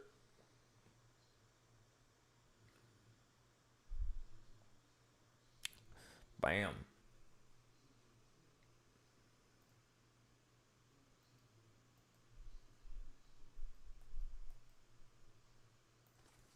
For the most special occasions. That's pretty cool. I don't like walking that much. Going to Seattle with the cars. Yeah, I'm not going to Seattle. Hands in the world.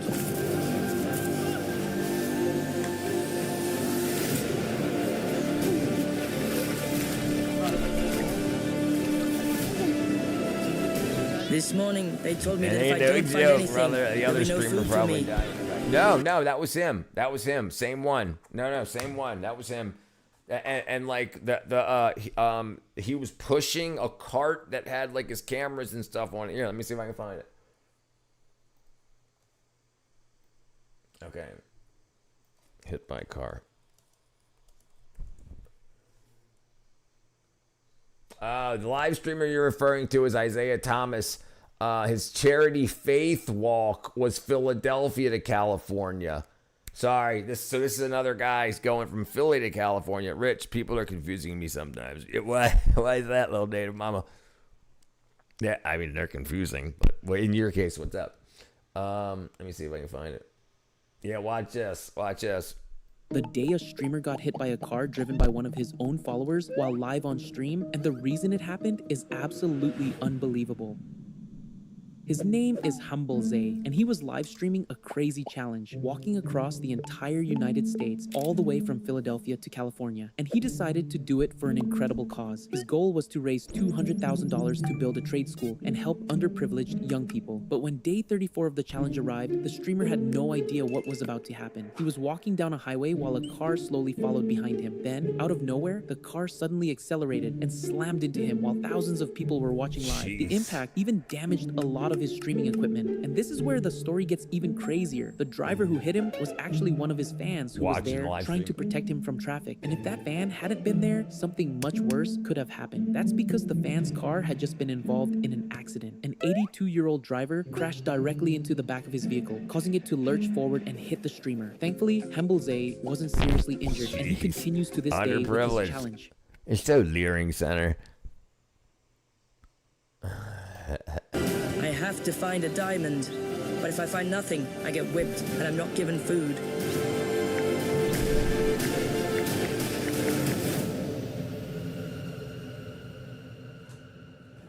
My name is Giuseppe, and I have a mission.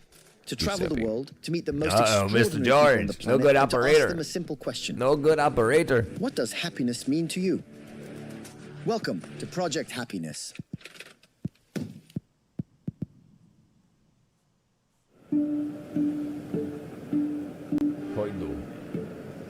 Do you know about Nick Shirley, the Leering Center? Yeah, absolutely. What's up, Subnog?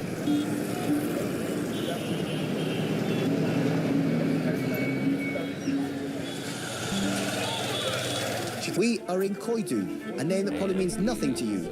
But from this city, located in the heart of Sierra Leone, the most precious diamonds on the planet have been extracted. In fact, it's also nicknamed the Diamond City. And we're here to discover who the true seekers of the most precious stone for humankind are. The history of Koidu's diamonds began in the 1930s, when farmers accidentally found strange glittering stones. Soon after, miners and mining companies from every corner of the planet poured into Sierra Leone to turn the country into one of the richest diamond deposits in the world. Get it right. Do you have a pipe, a T-post barrier? I'm talking about. It's like a hollow tube with the arms on the side, so you can slam it up and down. That's what I use. T-post driver set. Yeah, right here. This thing right here, this red thing. It's the hollow tube, but the top is welded shut. So when you put it over top of the T-post and you just slam it down and it boom goes in the ground. Okay, oh, you got one. Okay, cool. Okay, I've got a yellow one. This great discovery, along with wealth and hope, also brought violence. And so it didn't take long for the diamonds of Providence to turn into blood diamonds, especially during the Sierra Leonean Civil War, when they were used to finance rebel factions. Today, the war is a distant memory, but Koidu continues to be a city of miracles, where hundreds of diamond traders traffic the world's most precious Please watch stones. what? Could be We're about to anything. meet the commander as the If leader you of the could be traders here. anything, you'd be an archaeologist. You can be one. You can be one. Those gas power ones are heavy, but damn, they make it easy. Yes, yeah. The hydraulic ones too, yeah. But they're expensive. Is called to better understand how the diamond business works and then reach the source, the diamond seekers.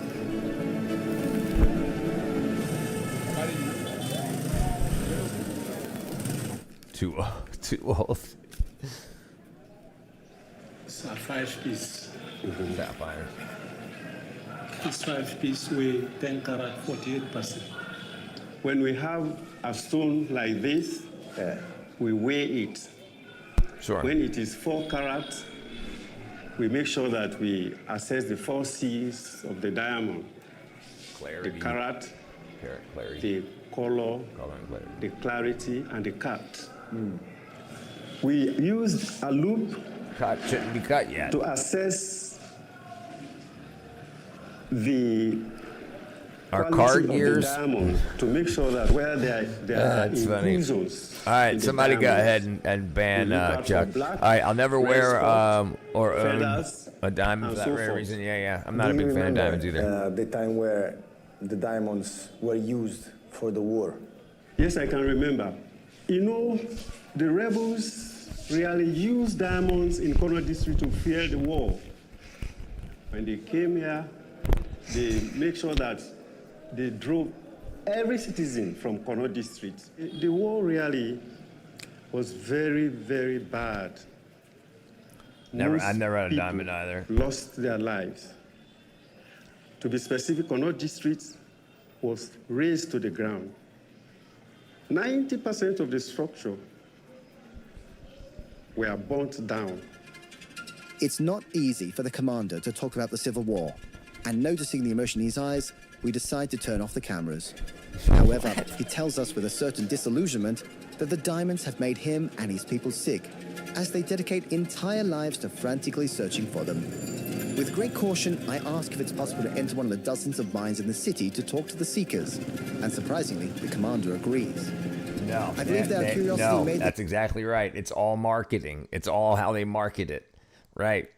And every big area where there's a lot that is bought up by the same main company, De Beers, and they just release them slowly, causing artificial rarity, which rarity makes value.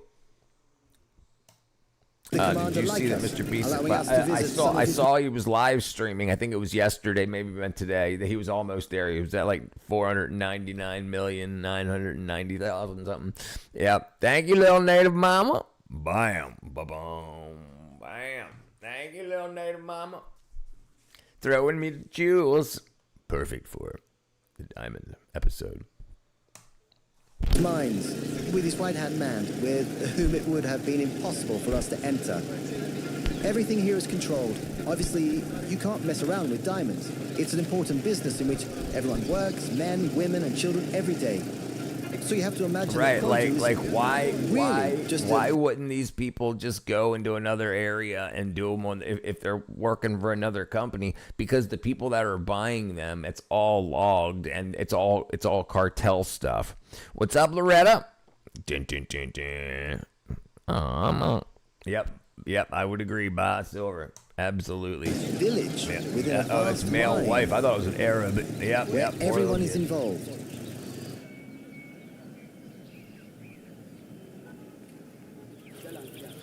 You see how much wealth is there, and then how much poor people. So it's it's usually a split up of IQ, because the people, especially when they start so young working, their IQ never develops because they're working in crap water and doing hard work every day, and they're not very well nourished. So like they never they don't have the idea to say, hey, I'm gonna go do this for myself. The window, Africa's money laundering. Yeah, right. A bunch of money laundering. Right. That's if you ever heard what Putin said about Africa, he said Africa is a graveyard for Africans. The only thing Africa really does is a place like the rich Africans send their kids out of Africa to get educated, to make their money and whatnot, and when they die, then they come back to Africa to be buried.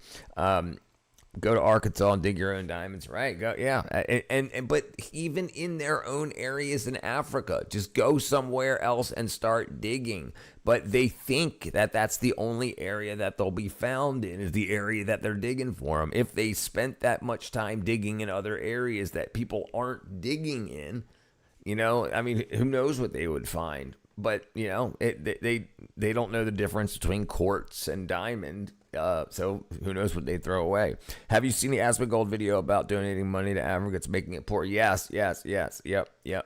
No, it definitely is. I know a whole lot about Africa and why it's poor, and it has nothing to do with well, we won't say anything. The reason Africa's poor is because they don't need to do anything, and not doing anything, they'll get money and aid for free rather than setting things up to do on their own, rather than getting investment from outside sources. And then the people that have higher intelligence take it and say, hey, all of these people, I can get a bunch of money from the other main countries, the other first world countries, in order to give, and then they steal 90% of it, and then like 7% of it makes it to the people, if that. You can make them in a lab, yeah. And this has been going on since before the 1800s. It's just not to go beyond this limit, because the stone wall you see behind me is the border, the barrier between this artisanal mine and a mine managed, protected, and controlled by a multinational. Multinational mining companies are digging in that area, which they will abandon, and then the artisans will advance and try to find any remaining diamonds. Yes, here in Koidu, diamond extraction is a family business for households, with even children involved in the extraction process. Poverty and the lack of other opportunities push all family members to work together to survive. Every single day, they wake up at dawn and go to the mines, hoping to find that precious stone that could change their lives. But it won't happen, because the land they have access to has already been sifted through by international mining companies, which of course, with their machinery, manage to extract most of the diamonds from the richest deposits. Once the work is done, they will abandon the land, leaving behind little more than sand and gravel. Diamond mining allows us to survive, but it's tough. Really tough. At least they earn something. I absolutely don't want my children to become diamond miners. I'm fighting for them. I want them to receive a high-quality education at the highest level.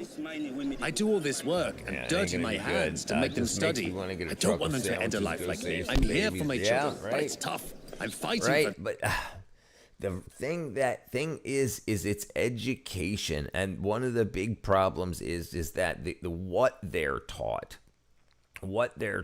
about how they'll never be anything. And then how they're taught by the people that want them to be laborers is that they'll never be anything, and this is the best that it gets. And then so that's what they do. And they're they're trapped in their own mind because they can't think of anything else. This is why the people that are wealthy send their kids out of Africa, out of the schools of Africa to other countries' schools to be educated, than to come back then to run the people that are getting indoctrinated into the wrong things. Diamonds can be created when carbon is pressed between tons and tons of weight. Yeah, there's this I think it's a 8-way press. Hold on, 6-way press. 6-way press. So you take a diamond seed flake and you put it in the center of a 1 cubic centimeter of graphite, and then you put that into this vise and it pushes it in from left, right, top, bottom, and front to back. All these super huge presses. And then that little diamond seed, the heat and the pressure, it converts it into diamond.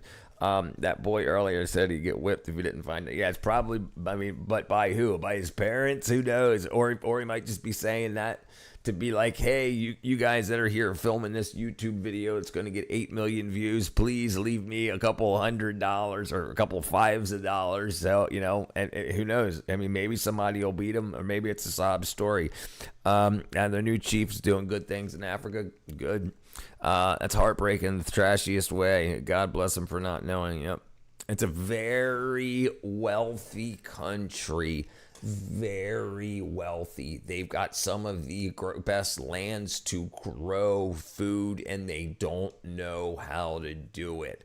Like a lot of the African farms, they're so racist against white people that they took white people's farms and then gave it to black people that didn't know how to farm, and everything went to crap. The Zimbabwean dollar went up to $100 trillion bills. $100 trillion bills. Because the inflation would go up every day. It would double, more than double every day. So a loaf of bread might be a penny one day. The next day it was 2 pennies. The next day it was 4. Because everything was dead. None of the crops that came in. They don't know the soil because they weren't doing it for 100 years. That the people that were there, and then just because they were taught that it's white people that wrecked everything for them, then they all voted to say let's take everything, and then they didn't know, they didn't have any education. Now they're trying to say, hey, sorry, we stole your land, now you can come back to teach us how to do it. And supposedly paying them some of the money that they lost. We'll see. There is the one that can't remember the country's name,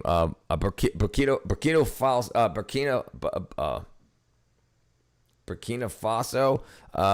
Yeah, he's doing some things off of the people. Yeah, he's doing good. They have real diamond when they get 9M. Yeah, right, I agree. Also be aware of Project Happening. This guy's known for showing tourist attractions are all good. Gobs of gold. Yeah, Africa's a continent. What did I say? Country? I meant continent.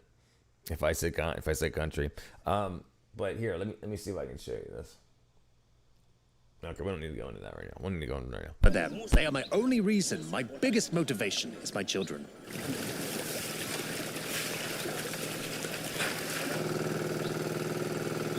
Like, so whoever's paying for the fuel and owns that generator and whatnot, right? They're the ones that are going to be collecting it, and these guys are probably going to be strip searched at the end of each dig.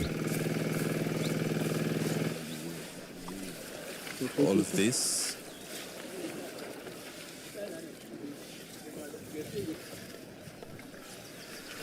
Oh, right. That's what I wanted to show you. The boys it does, just right? found a small But the problem is, for so many decades, nobody knows how to extract it, and they don't, and they can't. Like, even if they had the money to get the machinery to start doing the mining and the extraction or the farming, they don't have anybody to sell it to because nobody starts. It'll take a year or two for crops to start coming in, and they want to just get it from aid.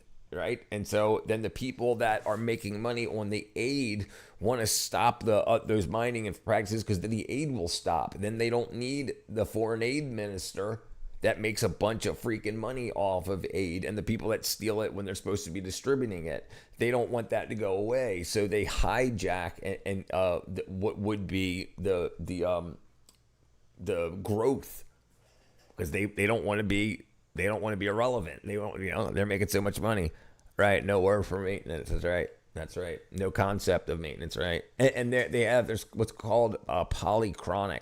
So the way that they think of time is different than monochronic cultures that like everybody follows the same watch, and they don't think time is kept mechanically. It's just when things are supposed to happen, they happen. And that's really bad for growing crops because they don't see the future the same way in a lot of African cultures. So you have, like, instead of saying, oh, and then I got to plant these now because in 3 months this is going to happen, and then in 9 months this is going to happen, then I'm going to have. So it's just like it's just not built into the culture because they never had to really do that before when they were living as small tribes. Turns out, who wants to buy diamonds are not white persons, but Afro-Americans follow rappers. Right, and they buy a lot more diamonds. Like, instead of buying one diamond ring, you can get a watch or a necklace with 200 diamonds all impressed in it and whatnot. Right, yeah. Dude, yeah, absolutely. And that's a huge problem. Burger or six? Burger, dramatized, brother. Burger. Bam. Diamond, which to my eyes doesn't even look like a diamond because it's dirty. But in reality, they're explaining to me that the color of this diamond is orange. It just needs to be cleaned. And then they'll figure out, by bringing it to the shops in the village of Koidu, they'll figure out how much it's worth. What's the biggest diamond you've ever found in your life? In my entire life, found one that was 7 carats. 7 carat. 7 carat diamond. Yeah. 7 carat diamond so for natural stones between $100,000 to $600,000, he probably got $200 for it. Let me see if they say it. Yes, 7 carats. Well, that's 7 carats before it's cut. One of 4 carats. I found one that was 5 carats, one of 9 carats, but it wasn't a clean diamond. That was the last diamond I found, and I'm searching for another now. I want a bigger one this time. Yeah. It might seem that's like a lucky be day used for abrasives and whatnot. for someone, but these small diamonds are sold in town for about $5 to $10 each. Just enough to feed your family.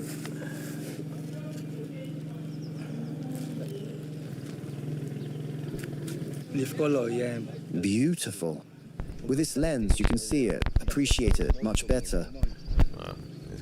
Diamonds coming all when you colors. look at it like this, you think, right. well, So diamond is just all carbon, and then if you have other things added in, it can be considered other stones, like quartz. Also, look, difference between diamond and quartz. Orange diamond's like 11K in your country. Wow. Diamonds are pure carbon, okay? Quartz is silicate, right? So here's a difference between other carbon gemstones. Okay. So apart from diamond, it's the only natural pure gemstones. Primary gemstones are graphite and jet. Pure carbon, different gemstones, fossilized. So graphite, jet, and then what are the other ones? Lonsdaleite, carbonado, and carbon-bearing quartz. So those are different. They're in different structures, so they have, and then the silica-based ones like quartz. When you have like what's it called? It starts with an S, not Sagittarius. Sapphire gem. So sapphire is which is aluminum and oxygen. While most of their rich blues come nearly every color of the rainbow, including red, which is a ruby, a 9, which is closer to diamond. So they're composed of aluminum oxide. And if you see when you get like aluminum oxide sanding blocks, sandpaper and whatnot, that's just really small ones of these. Which U.S. states are tight and which ones are loose? With what? To what, brother? Sapphire gem. Oh, right. Yeah. Chicken. That's probably the name of the chicken. You understand why a man goes mad? For a stone. Beautiful. Yes, beautiful. I still just to didn't be know pressed in a that yeah. I what like I had Emerald seen too. so far was nothing. Hold on 1 second. Just- Hold on 1 second. Just outside the city lies one of Koidu's largest illegal mines, a place hidden from the eyes of the world where the working conditions are extremely dangerous. Getting in here is not easy at all. They are well guarded to prevent external interference. What we managed to document with our cameras, however, is not easy to describe in words. Around us, there are very young children who are forced to help their parents search for diamonds. The number of children is very high because families prefer to keep everything they find within the family. If they had to pay a worker, they would have to split the day's earnings with people outside the There you go, family. split the days. What up, Space Instead, Cow? unfortunately, Some people call they me. get help from the Holy children. what? As you can see, even the little ones. Right, all so then all those guys together have to split everything that they make. the earnings stay in the family, and they can eat more and have a slightly better standard of living. So you wonder why, they wouldn't cut stones. Like if you find a 1 carat diamond and you learn how to cut it, then you're selling it for thousands of dollars, right? And you wonder why so many of these people, especially where like my grandfather did this, my father did this, I do this, my kids do this, why so many people don't move to the next step, or even try. Maybe they're worried about it. Some people call me mean land lunch. Can you dig Herkimer diamond? Oh, right, in New York, would not considered real diamonds. Right. Well, brother, I think a lot of these things are everywhere. People just don't look for them. And if they were discovered, then like if I found one in my backyard and said, oh, I found a diamond in my backyard, you don't think a bunch of diamond guys would come here and try to buy the land to see if there's more? Like, like it's just, yeah, it's like, okay, so let's see. Where on earth are diamonds found?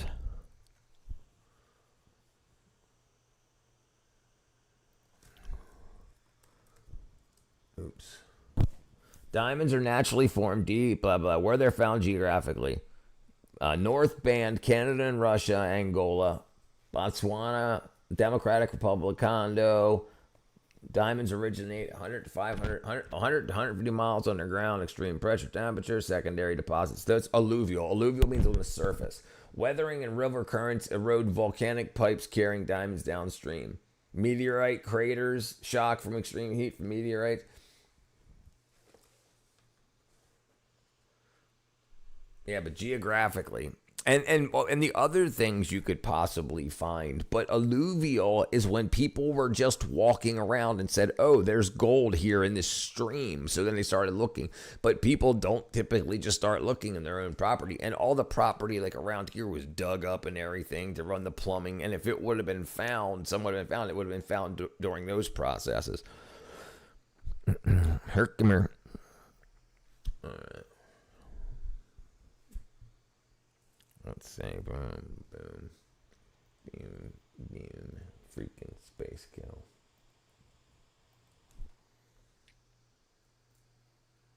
No. This freaking guy. Hello, everyone. Today I'm going to play hot potato with What? this soccer ball here. I thought I was going to hit it with his head. Oh, shoot. Anyway, scrub my He's got YouTube up freaking and TikTok, Instagram, molten video, rubber on next his time I hand. get to go down by. Freaking wackadoo.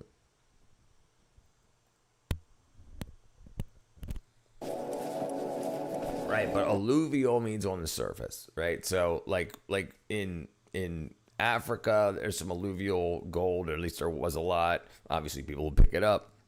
And then alluvial diamonds found in Africa. People see it and they were scattered about on the surface. So they're like, okay, well, let's start digging in. So how did they get to the surface, right? Freakadoodle, what up? Freakadoodle.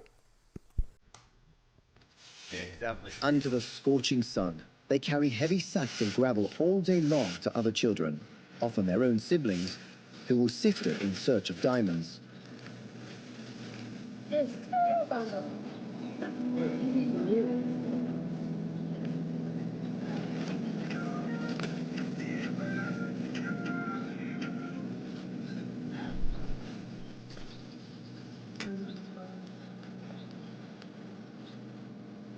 What's up, crying fish?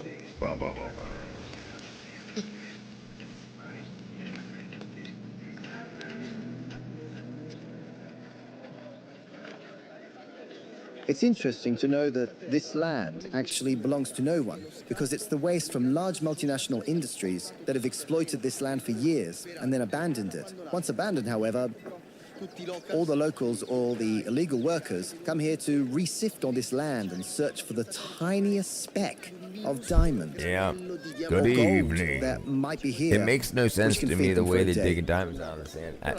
Right. Like why not spend like $12 and make sleuths and like I guess that they don't know that they exist.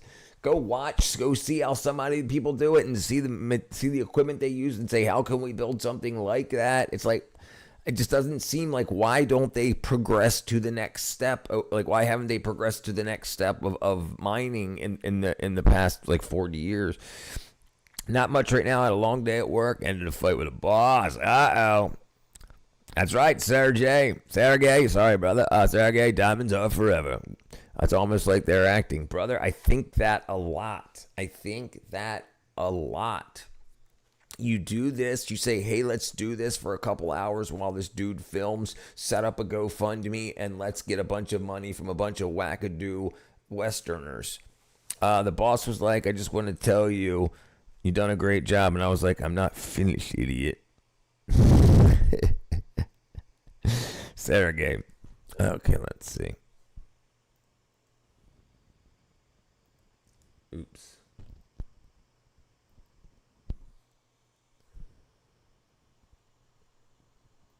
This freaking guy. Y'all, Hi, it's y'all. hot outside. And I mean hot as balls. Balls. Sweat is flowing off my body like Niagara Falls. I go outside in this heat and try to cut my grass, but humidity is so bad, it's giving me swamp ass. Swamp The ass. sun has got me burnt up. I'm red like a beet. Gnats is flying in my eyes, and there's fire ants on my feet. At 8 p.m. it cools off, so I step out the door. A mosquito bites me on my neck, so I smack that little whore. My air's been running nonstop. I'm just trying to get a chill. I had to make an OnlyFans just to pay my light bill. If you can, stay inside. This heat's on another level. Right now, as I talk, I feel like I'm being teabagged by the devil. Thank you. Beautiful. Well done. The most important Yes, thing to swamp note ass is is that a threat all to these people society are divided. or a treat. So we had monkey butt powder is what you would be able to buy, which was like I think it was unscented talcum powder for swamp ass when we were working in the movie industry. Into gangs. Actually, gang means family. These are groups of people who divide a part of this land and dig, sift, and then bring all this land to the pond that was created during the rainy season, during the floods. They use the water to wash this gravel and hope to find a small diamond that can change their life.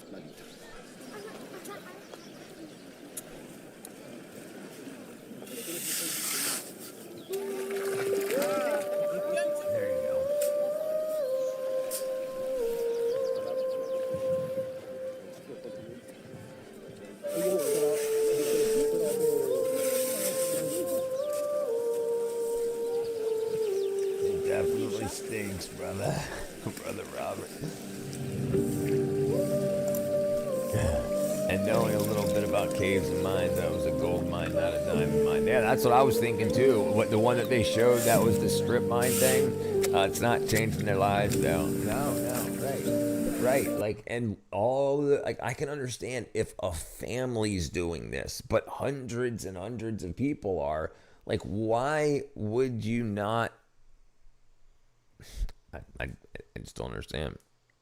Yeah, it's like they're panning gold, right? Yeah, and it's not like gold is done by weight. So I think I think the pans are just screens and they're just washing the sand away, hoping that there's a rock behind. Is that, yeah?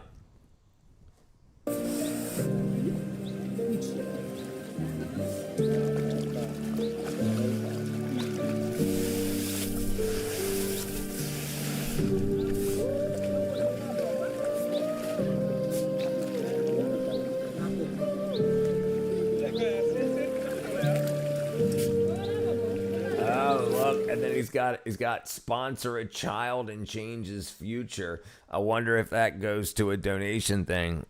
Yeah, they're not doing it correctly, right? I think they were panning gold straight up out of a dried river. Brother, that's what I was thinking too. And it's like, so there's nothing flowing into here, so there's not going to be any gold coming in. I don't know. I don't know what's going on. I don't know. And then they're just going to make piles and then throw it back into the water? Because you figure they'd be like, Faced with all these children working under the sun, I don't have the courage to complain. But I assure you, the conditions are extreme. It must be 40 degrees. It's 3 in the afternoon, and these children work without stopping. It's incredible. The children seem very tired, but curious about our cameras, they chat with us, telling us about their work. When we get here, if there's no dirt to wash, yeah, we so carry like, it where's from the up big there. ass pile we that load it up and they're bring it putting here into to the wash. water right there? My friend sifts the dirt while Sluice I wash boxes it. would make And leather when we work. find a Yeah, diamond, that's what I was we thinking. It run looks to like they town to did have sell it. something like that, but I couldn't see the Emmanuel, what would you do if you found a big diamond right now? I'd give it to my mother right away. For what? To sell it. So we could build ourselves a real house. Yeah. Because after carrying heavy sacks, my neck hurts. And when I get home, I don't even have a bed to rest on. I work in the mines because Yeah, I'm an that's orphan. what I was thinking. I lost both my parents. Oh, no. I have no other options.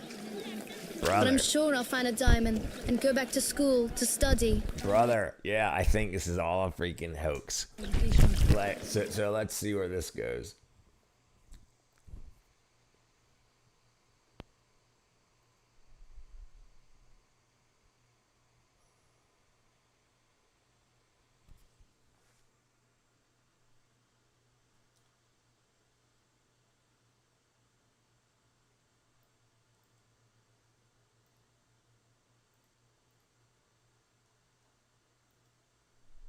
Yeah, so they're just taking donations. They're taking donations for these kids. Yeah, it's a scam. They have the same shirt from the same football team. Yeah, it's a scam. It's a scam. My parents are both dead. I do this to eat. Yeah. How do you feel when you find a diamond? I feel happy. Do you feel happy? Yes. Because when we find a diamond, it means we have money to eat. Yeah. I work with my aunt. My mother is at home sick. Of course. I do everything to help her. In the morning, I go to the mines and I carry sacks, wash the gravel, and if I find a diamond, I sell it and give the money to my mother to buy medicine. We work every day under the sun to carry the gravel to be washed.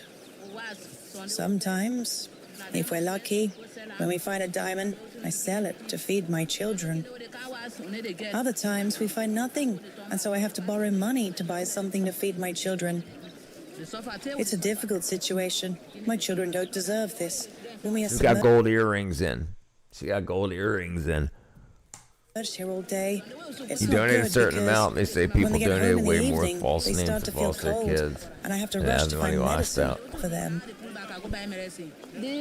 You don't know how hard I fought before finding this diamond. I was digging while my children carried the gravel. Once all of it was washed, I used the sieve to find it. Now I can sell it to survive and buy something for us to eat.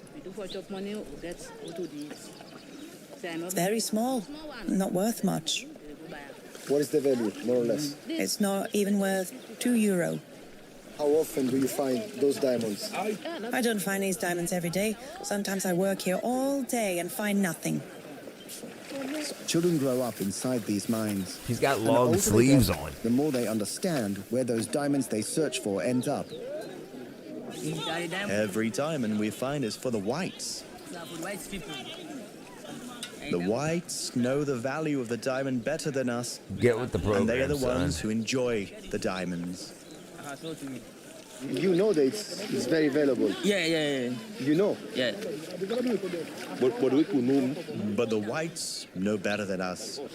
What if today you find a big diamond? What would you do? I'd be happy. Yes, I'd be happy because That's so if I nice. had the diamond, I'd sell it.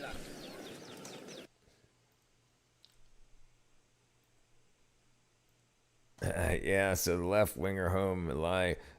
She would be rich with those diamonds here. It's so wrong. So wrong. Actually, they wouldn't cause. It's never invented banks. Yeah, so left wing at home are like, she would be rich with those diamonds here. This is so wrong. Right here, right, they'd be rich with these diamonds here. So this is so wrong. Actually, they wouldn't because they never invented banks. Right. So why? So didn't they always show us desert in Iraq, Afghanistan, all the Middle East, but it's not. Right. Right. Yeah. Right. Okay. Kick it, baby. Come on, kick it back.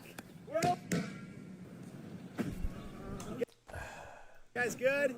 Kick it Yeah.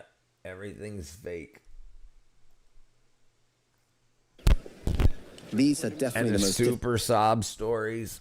difficult missions for me. Knowing how many hundreds of billions of dollars from around the world go there. How do you know the Gaza videos aren't from Iraq? You don't. No. A lot of those are straight up fake. A lot of them. Please don't scroll. Please don't scroll. Oh, my family. If it sent $5 or $10. Oh. Holding the kids, and the kids in the background are like, yeah, it's so crazy. How do you know it's not the same kids they used during Afghanistan? Right. No, they're going to do them in a bunch of different languages. And look, if you get bored, do Google image search and whatnot. You can find the same people doing a lot of things. Absolutely. And AI, all that. Yeah, it's all crap. It's all crap. Sell your phone. You know, it's all great. It's yeah. Experience because your lens ain't even scratched, but there's freaking bombs going on. They slap reality in your face. The reality is that we are all already happy, but we don't realize it. We have everything and we don't So know now it. these guys And so- are going to accept the donations, right? And from people all over the world. Even though this story might seem Yeah, far hot from the air. concept of happiness, well, it's right here that we learn what it is, and right here that we create those building blocks that help us understand what happiness is in the world. Yes, even in a difficult context like this, happiness can still find a way through. There's hope to change things. Thanks to people like Suleiman, who is a manager of ActionAid in Sierra Bro, Leone. how can we trust and any info perfectly coming from the embodies other this hope. side of the world? We don't even Every know. day with courage and dedication. Right, you can't. You absolutely can't. That's why you should make sure that you use your money for you and the people around you, that you can like not the fake, like, we'll send you a picture of a kid that you helped graduate from college and blah blah blah. That's all crap. The New World Order wants us living like that. Right, giving your money away so it's more difficult for you to live. You can, if you worry about the people around your house and people of two neighborhoods over worry about the people around their house, then they don't need to worry about the people around your house, right? And that's the way churches used to work. The people that needed help in the areas, the local churches would help that vicinity. But then when people started doing really well, especially in countries like America, it was so easy to be like, well, you gave your church some money to do this, but you can also give to this nonprofit and this nonprofit. And then once people realized that they could emotionally manipulate people for money, then it just became a huge floodgates open. The most human thing to do is be egotistic. We should put our head together and channel and find a way to make money. We have the vitamin thing in place already. I think about how viral the channel would go if people were earning off of the relationships. Yeah, hey, we'll see what happens. I'm not worried about virality. I don't even post enough to try to go viral. I really want to build a long term. Like, I was talking to myself today about like what I want to do over the next 2 years. Like, over the next 2 years, I want to be able to get to the point where I'm not having to do side jobs or anything. No, you can't believe anything. Selfish. There you go. Yes, selfish. Right. But think about how easy people will be tricked into voting for people that want the worst for them, right? Just because they lie And then, like, the internet, nobody knows what's true. And then when AI comes out, you're going to hear even more sob stories. Like, I can't go freaking 5 swipes on YouTube without finding some woman like, oh, please help my family, please. He works to rescue as From many the children. country. It's like, and people aren't helping the people around them. They're like, well, the government should help the people here. Well, right. Well, then their government should help them. Possible from the mines, offering them a better future. His story is proof that even in the midst of these difficulties, there is the possibility of change. He knows very well what it's like to work here, He's saying, because you know as what, a we're child gonna he was a split this diamond seeker 50-50. too. That You will know happen, very Rich. well Good momentum is how worth hard it. is this Yeah, job. no, I'm not buying nobody. Right, I'm gonna build it nice and slow. Have a nice. What's the feeling those organic children are following. feeling because you were one of them? Yes. Sometimes you go to the sites, you don't eat. I experienced that. You don't eat, you don't even have pure water to drink. You only go to those streams, you make the water like this. Hygiene, excuse me. That's the way we used to say it. You take water on your hands, you drink, and then you spend the whole rest of the day with that. And sometimes, for example, the group that I was working, if you make any little mistake, you'll be flogged.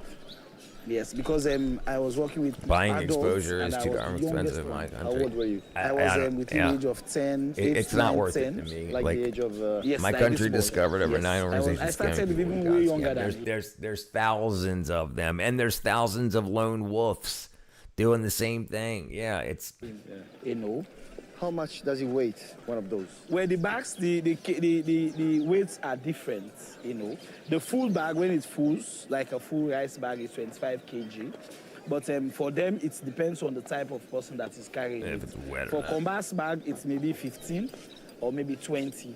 For the young man here, he can you see the bag now.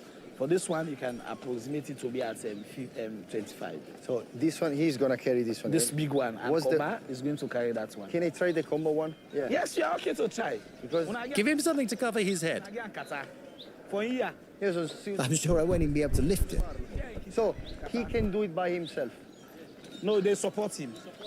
So can you help me? Yes, I just want to see what he does every day. Yes. Put it on your head. Okay. It's for their hair. Put it on your head. What should I do?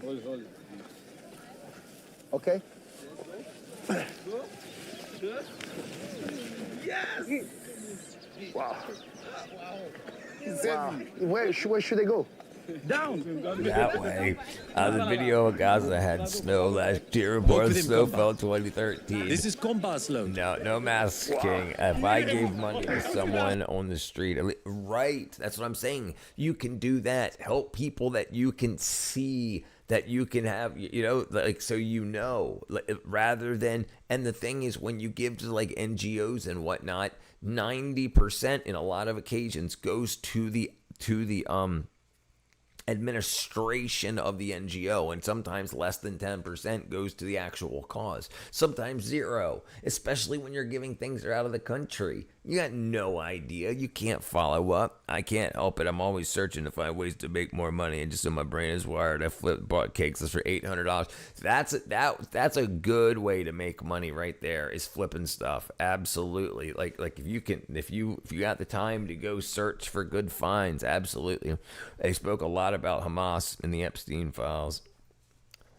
Dun, dun, dun, dun. Everyone's laughing here, but I'm the one not laughing because I really understand what it means. It's very heavy. It's really heavy. So heavy. And he does it every day. Every day. Every day. I have no words. Put it down. It's really. Help him. You know, it's funny, but yes, it you is have not. the real feel It of is what not. Comba is experiencing.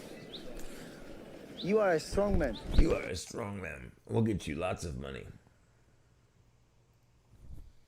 Yeah, they know about God's issues. There was 2011. Yeah, right. We just watched this, Space Scout. Okay. This is different.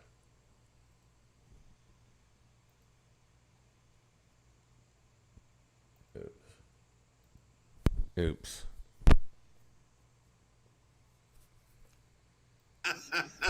Woo! I am HAPPY, I am HAPPY, as you can see, and I just want to say good morning Brother, to all of my King, cool, I don't know. cool The wild followers reality of who are engineering cool, was yes, just yeah, like me. for us to believe. I just want to say good morning to all of my cool, cool followers who are cool, just like me, and to all of the haters. To all of the haters, guess what? Kiss my ass. I bought an Olympic weight set for bench for $50. It sold it 2 days later for nearly $500. Paid $30. Got, jeez, that's good, bro. Dude's eyes are a long distance relationship. It looks like ET. This is why we can't rid ourselves of screens. This Space Cowboy's the reason. You're a really strong man. That's why if you see the growth level, it's different with someone that's emotionally manipulate you. an affluent life. If you look at Combat's age now, for example, how old are you now? 13 years old. 13 years. Here you If go. you look at someone that is living in the cities 13 years, he will be more bigger and more mature than Combat. Really? But because of the work that Combat is doing, Right, so this part's probably true. Like I said, because of the work they do, they're much more malnourished and whatnot. So nearly 500 means drop 450 at least. Right. he's not growing. His growth is stunted as compared to someone living an affluent maybe life. that, or yeah, rich $30 life. for And gas. this is also one of the effects of mining on kids. It's disturbed their growth. And if you don't do this, the family comes here and do it without Combat. Combat is not going to get food for them. Really? God bless you guys. Project Gutenberg is a great site. You like Project Gutenberg, Colton? Have you ever seen Bigfoot around here? Not around here.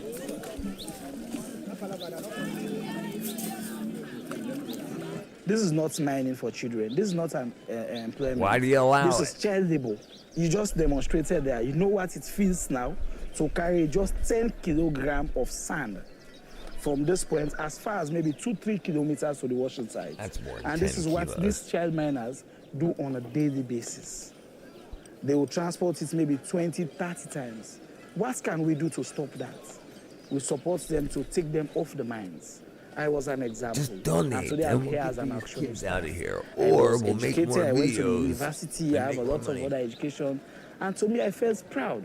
But coming to the site and seeing our colleagues, our younger brothers, our relatives, because they're all Sierra Leoneans, they're my family too. Seeing them going through all of this gets me emotional. And then we should do something to stop this. You know, experience getting this his thing gets me leering on. emotional, basically. I know. Yeah, I you saw just that. have to I be saw strong, that. to be man enough to keep yourselves together. But it's really sad. So I think it is time we step our toes. To end this. So Action Aid should end is what it says on his Action Aid is what it says on his lanyard. At the end of the shift, we receive a truly unexpected invitation.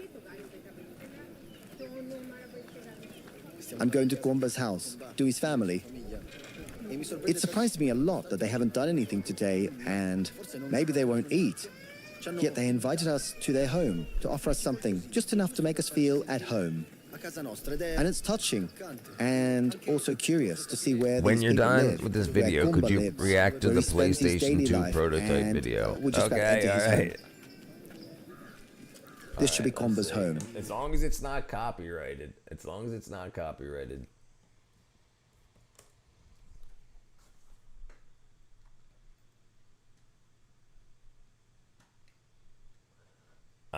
They were in perfect condition. Finding disgruntled exes is the best way to profit. My nephew bought a PS5 big memory for $60. I saw it on Tournament, no thing. I have something to tell you. Oh, analog horror stories. Jeez, that's freaking thing.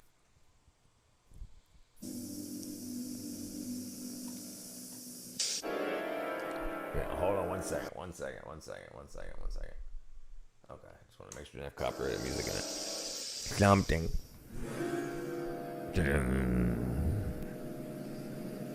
It's good, Raid. Good day. Busy. Browser configuration.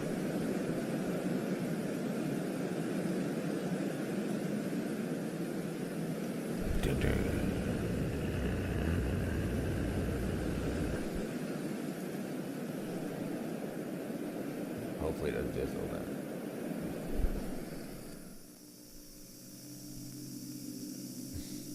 Kids mood. Well, that's nothing says I have something spectacular to say.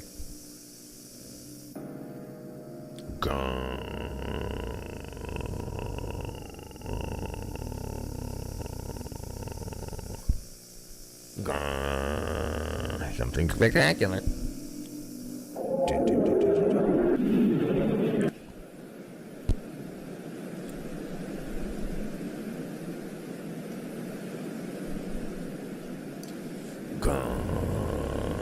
I'm reacting.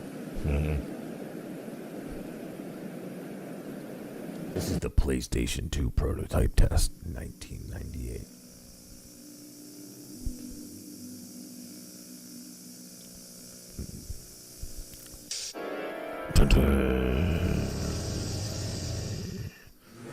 Oh, browser configuration. Clock was set. It's midnight, January 1st, 1999. Development. Next to continue.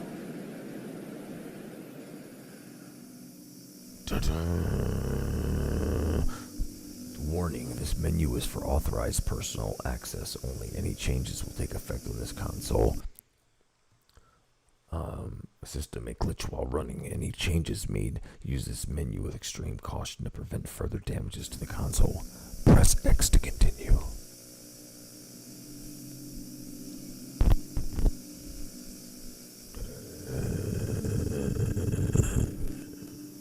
Sound okay. Boot okay. System okay. Soon though. Hopefully it's going to be a Rickroll.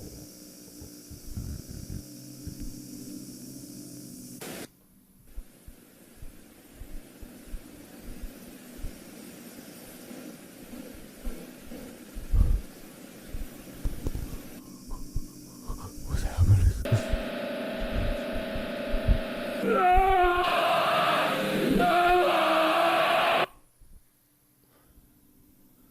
Jeez. No signal. It's trying to give me heart palpitations.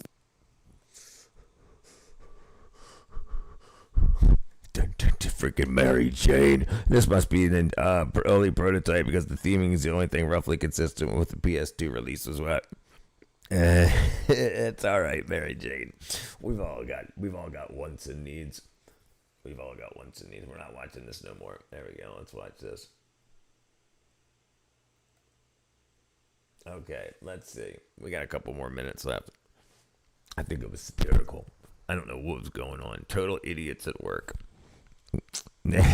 Thank you, Mary Jane. Welcome to the family. Let's see. What are we going to watch next? Who wants what? 61 years no sleep?